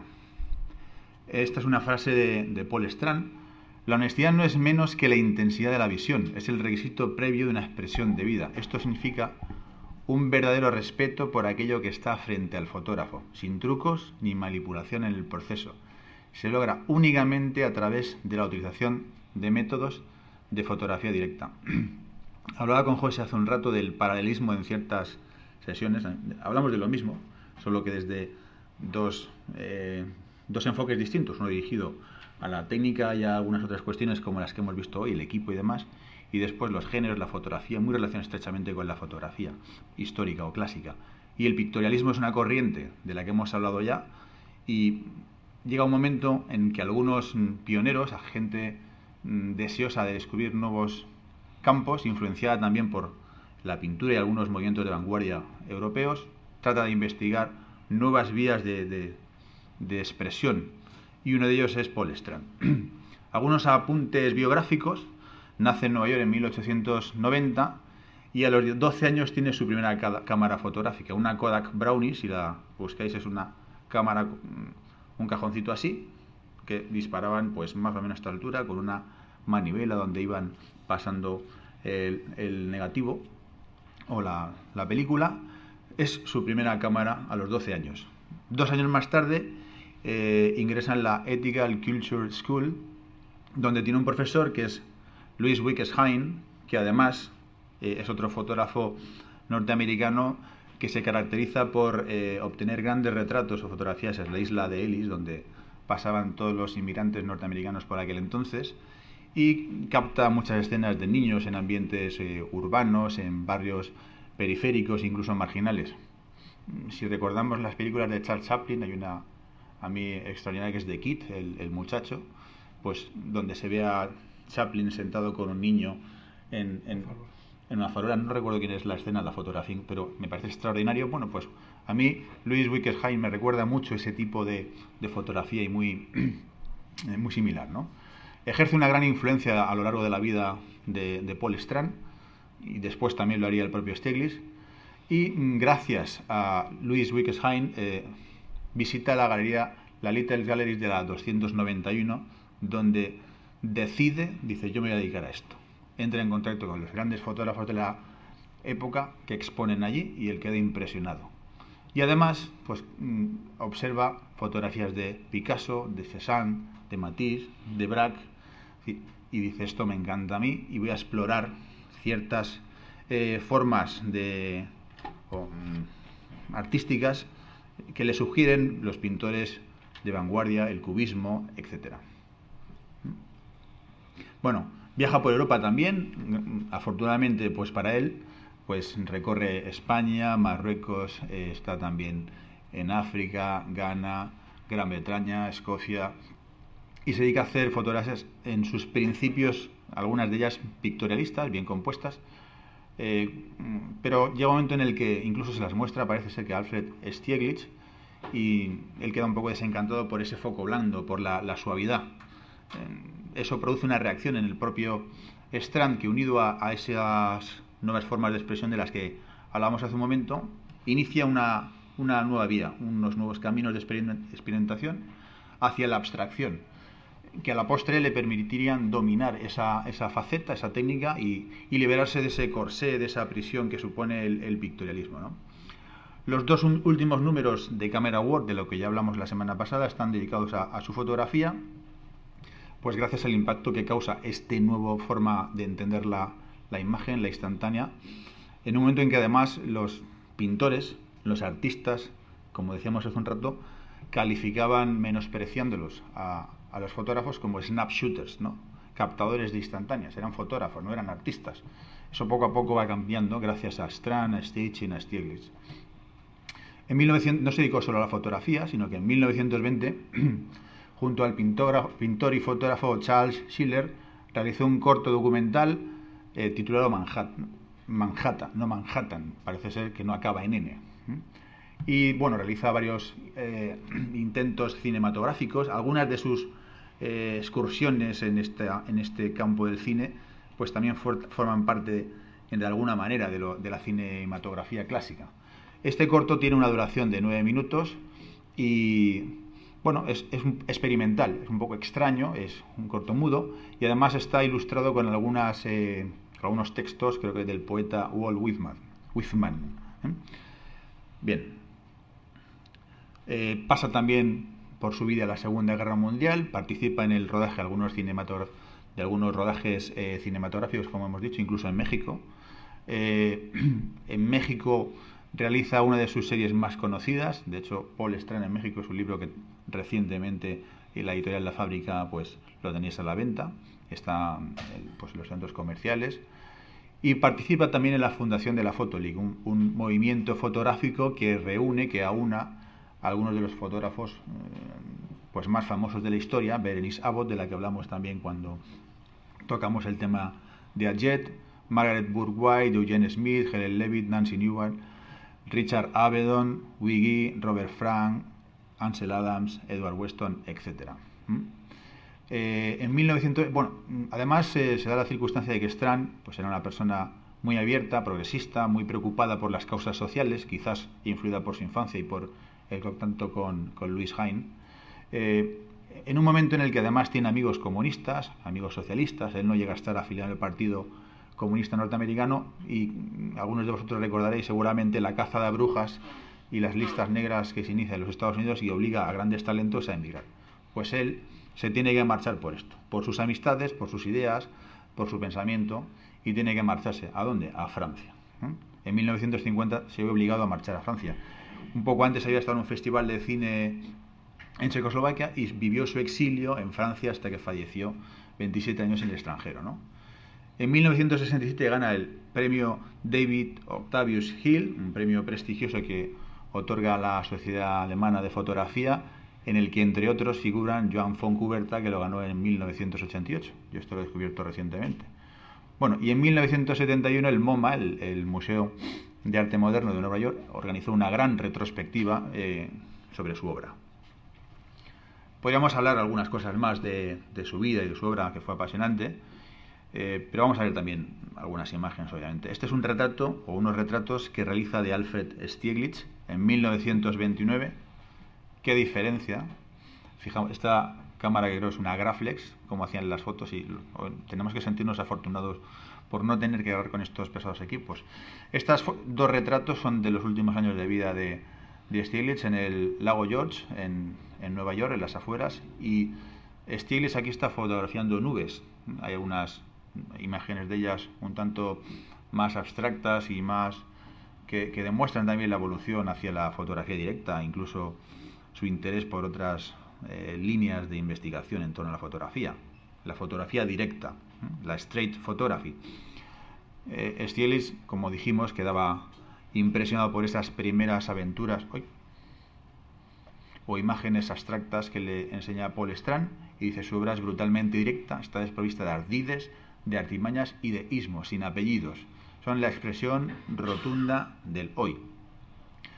¿Y qué es la fotografía directa? Bueno, pues responde a una necesidad o una visión o el aburrimiento que le produce quizás incluso a algunos fotógrafos el pictorialismo, la manipulación de la imagen, ese gusto por el retoque del que ya hemos hablado en distintas ocasiones. Recrean lo visible de una forma objetiva, representan la realidad, rechazan el pictorialismo, reivindican la fotografía como una vía de expresión artística sin necesidad de valerse de la pintura y con la utilización de sus propias técnicas y leyes compositivas. El término parece que fue acuñado por un crítico, Sadakichi Harman, en un ensayo publicado en Camera Work en 1904, en el que instaba o alientaba a los fotógrafos a to work straight, a trabajar directamente, ¿no? Además, esta visión de vanguardia, anticipada al futuro o al modernismo de Strand, también condiciona a un joven fotógrafo que es Ansel Easton Adams, conocido por muchos de vosotros, uno de los creadores del grupo F64 y del sistema de zonas, del que hablaremos en alguna sesión más adelante. Estas son algunas escenas o capturas de pantalla del corto de Manhattan de 1920, en el que investiga las líneas, la abstracción que le cautiva de un Nueva York que está cambiando. En 1911 recorre Europa, la vieja Europa, y cuando llega a Nueva York ve algo totalmente distinto. La foto de la izquierda, o la captura de la izquierda, es una instantánea del propio documental, y que después el propio Strand tiene una fotografía, esto es cerca de Wall Street, exactamente igual, con el mismo plano, con el mismo ángulo. Bueno, su obra en Camera Work, como decíamos, en los dos últimos del magazine de Camera Work están dedicados a él, y particularmente las obras de Paul Cézanne, del pintor francés, le causan un gran impacto. Entre ellas, bueno, la vamos a ver a continuación. Está el retrato.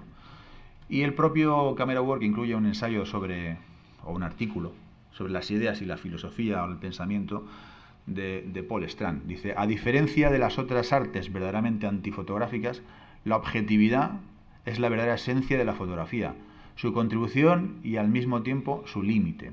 Y como ocurre con la mayoría de trabajadores de otros medios que ignoran sus cualidades inherentes y respectivos significados, otro tanto ocurre con los fotógrafos, con la posible excepción de 2 o 3 al no haber tenido conciencia del significado fotográfico. Como vemos aquí, marca de una forma muy nítida y muy clara su pensamiento. Esos 2 o 3, seguro que uno era Stieglitz, probablemente el otro sería Steichen, y el tercero pues igual era él, la trilogía superlativa que yo digo. Bueno, esta es una obra que le impacta profundamente, un retrato de anciana rezando con el rosario de Paul Cézanne de 1886, una imagen que le impacta. Le influyen mucho estas obras de Cézanne, y además algunos retratos de David Octavius Hill y Robert Adamson, dos fotógrafos, pintores e ilustradores escoceses en la época del calotipo, en torno a 1840-1860, que ejercen una gran influencia también en su visión sobre el retrato, algo que le fascina, ¿no? Sobre Cézanne decía además, dice: el problema del paisaje es la unidad del todo. Es decir, la dificultad de incluir el primer plano, el plano medio, la distancia y el cielo. Dice: todo esto tiene que estar relacionado, lo que no siempre se logra. Dice: Cézanne es un maestro y consigue unir la profundidad y obtiene esa percepción del espacio tridimensional. Bueno, estas son unas notas de última hora. Es algo que le cautiva. Veremos a continuación también unas expresiones paisajísticas en Europa verdaderamente sorprendentes, de un libro que tengo que buscar, pero lo vemos más adelante. Mujer con mandolina de Picasso en 1913. Esta imagen está publicada en Camera Work en una edición especial en 1913, en un momento en el que estos pintores eran considerados como locos, como estúpidos, es decir, algunos pensaban, estos no saben lo que hacen. Y estas abstracciones le causan un gran impacto. Es decir, muchos pintores menospreciaban en aquel entonces este tipo de pintura. Lo que ocurría con la fotografía que hacía Strand o algunos pioneros en aquel entonces, donde la corriente pictorialista todavía era la predominante. Un retrato de Paul Strand de 1917, y vamos a ver algunas fotografías poco a poco. Nueva York, una imagen publicada en 1917 en Camera Work, donde vemos un retrato a la izquierda y a la derecha una composición donde se ve una inquietud sobre las formas geométricas, algo que hasta entonces no se había hecho. Fotografías captadas de una forma rotunda, directa, visualmente impactante. Abstracciones. Según Strand, el dominio y la experimentación con las abstracciones fue lo que le permitió conocer cómo rellenar el encuadre, las líneas, la tensión en la imagen, el equilibrio de fuerzas. Él experimenta profundamente con las abstracciones hasta el punto que parece sentirse cómodo y a gusto y llegar a dominarlo. Y a partir de ese momento desarrolla otras posibilidades. Pero muy prontamente, en 1916, fijaos que en 1911 está haciendo fotografía pictorialista y 4 o 5 años después la abstracción. Una foto de un porche, una foto de una silla, algo novedoso absolutamente hasta en aquella época. Nueva York, 1917. Podemos incluso ver algunas imágenes de autores franceses con sombras en la Torre Eiffel proyectadas debajo, muy similares en la época de Bresson, de Dosno. Wall Street en 1915. Fijaos que prácticamente es la misma composición del documental que hemos visto antes. The White Fence de 1917.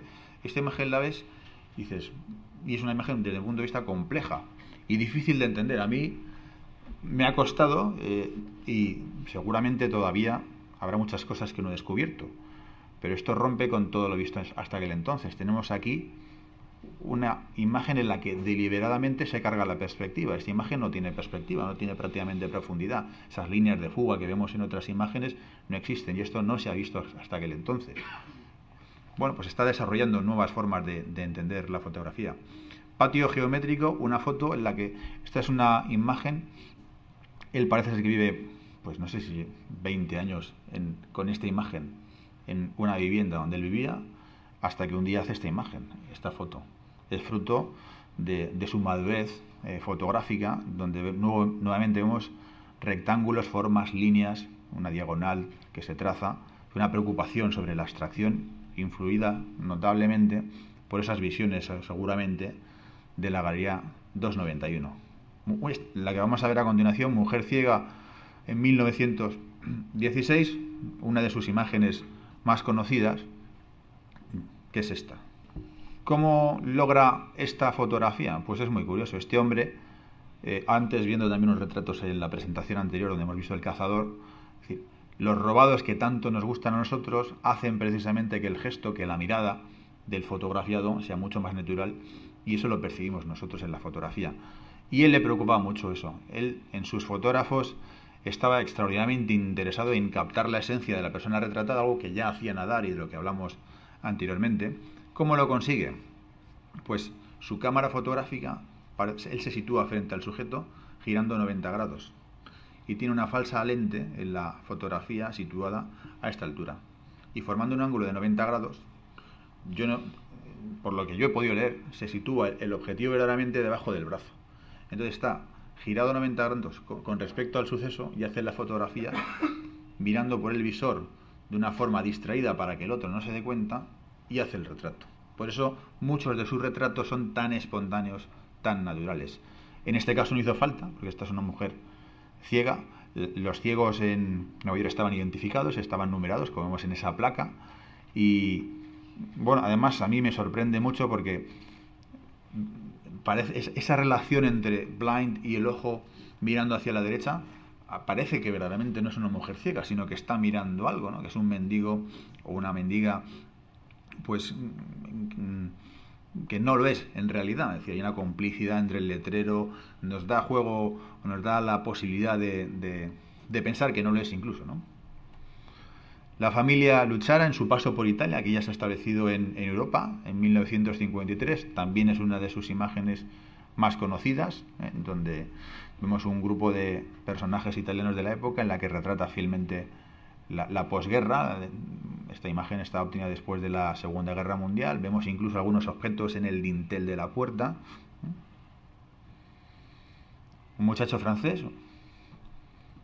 Esta es una imagen, desde luego, más impactante, con una enorme carga visual, una expresión facial muy potente, cargada de fuerza. Cuando conoce también a Anne Newman, que es la directora de fotografía del MoMA, pues ella le propone en 1942 hacer una exposición de unas 170 obras fotográficas y después un reportaje fotográfico sobre Nueva Inglaterra. Algunas de sus fotografías también de esta época recogen fachadas, recogidas en un trabajo que dura unas 6 semanas aproximadamente. Sus obras se resumen pues en estas: en Circa, 1916, Time in New England, Tiempo en Nueva Inglaterra, en 1950, La France de Profil, del 51, Un Paese, que esta es italiana, en 1953, Living Egypt, de 1969, y la que a mí me interesa ver y observar, que son The Outer Hebrides of Scotland, que son las islas exteriores de las Hébridas en Escocia, que es algo verdaderamente que me ha llamado poderosamente la atención. Y es esto, donde vemos una inquietud, vemos retratos, pero es que detrás hay un fotógrafo paisajista de una extraordinaria calidad. La portada del libro, si lo veis por internet, está recortada más o menos a la altura de la casa que se ve en el fondo. Vemos su preocupación por el primer plano, el plano medio y el fondo, y ese diálogo, esa relación que se causa, que se suscita entre los distintos elementos de la escena, tal y como él había visto y reconocido seguramente las obras de Cézanne, dotándole de esa sensación de tridimensionalidad y de ese interés que producen pues distintos elementos que aparecen en la escena, donde además hay un equilibrio entre las luces del cielo y del resto de la composición muy logrado, para una fotografía. La fecha, ahora que lo estoy viendo, está mal. Esto será en torno a 1953 aproximadamente. Así que disculpar el error, me acabo de dar cuenta. Otra fotografía que pude obtener del mismo libro, obtenida en 1954. Algunos retratos también de su periplo o su viaje por Escocia. No he podido obtener las fechas ni el título de estas fotografías, así que lo lamento. A veces no es fácil. Pasa por México también, donde algunas de sus fotografías más conocidas son de esta experiencia en torno a 1933, donde, como comentábamos hace un rato, incluso el presidente del gobierno de la República le agradeció personalmente en una misiva, una carta, el extraordinario trabajo que había realizado porque además es un encargo que realizan sobre un documental cinematográfico y sobre un conjunto de fotografías que se plasman luego en este libro que tenéis a la venta ahora recientemente, ¿no? Ranchos de la iglesia de Taos, aquí están más las fechas, 1933, lo lamento. Niño y burro, de 1933. Mujer y niño, Tenancingo, degollado, del 33 también. Esta probablemente a mí sea una de las que más me gusta de este libro, aunque mi favorita está por llegar. La puerta de la iglesia, Hidalgo, de 1933 también. Aquí nuevamente podemos ver ese trabajo previo de experimentación con la extracción, pues se nota, se palpa, y además se detecta una evolución también en su fotografía. Mujer de Alvarado, Veracruz. Bueno, esta es mi favorita del libro. Es una chica con un rostro angelical, en el que la visión o la mirada está puesta o dirigida hacia la derecha, el juego de sombras muy tenues por la mejilla que le bajan hasta la camisa o el traje blanco, la fuerza de la mirada, el pelo, el fondo. Es un retrato con una gran con un gran magnetismo, parece una Madonna italiana, parece incluso pues una virgen incluso, no sé. Bueno, ¿qué más dice Strand? Dice, la cámara no puede eludir los objetos que se sitúan frente a ella. Cuando el fotógrafo selecciona la escena, la luz y los objetos deben ser su fiel reflejo. Fotografía directa. Si influye una franja de hierba, debe distinguirse como un objeto diferenciado y como tal ha de ser retratado. Bueno, y este es Paul Strand, visto por Arnold Newman en 1966. Otro retratista extraordinario en el que nuevamente surge a la palestra, pues ya hablé de él, de una foto fantástica de Igor Stravinsky que veremos más adelante. Y bueno, este retrato sintetiza o quizás enlaza con la propia visión de Strand. Es un retrato con formas geométricas donde vemos una línea vertical que divide la escena, vemos una clave baja, vemos claro oscuro, vemos que además como esa forma semicircular que alberga, que protege de alguna manera al fotógrafo en un gesto relajado, distendido, fruto seguramente de esa complicidad entre retratado y retratista. Y Strand, poco antes de morir, dice, creo que el comentario de Thoreau de que no puedes decir más de lo que has visto es cierto y ya he visto mucho. Curiosamente, esta frase surge aquí en una cita del programa, en una de las sesiones anteriores al final, entre las que podemos ver. Pocos días después de decir esto, fallece. Vivió entre 1890 y 1976. Y con esto espero haber despertado vuestra curiosidad e interés por Paul Strand. Muchas gracias.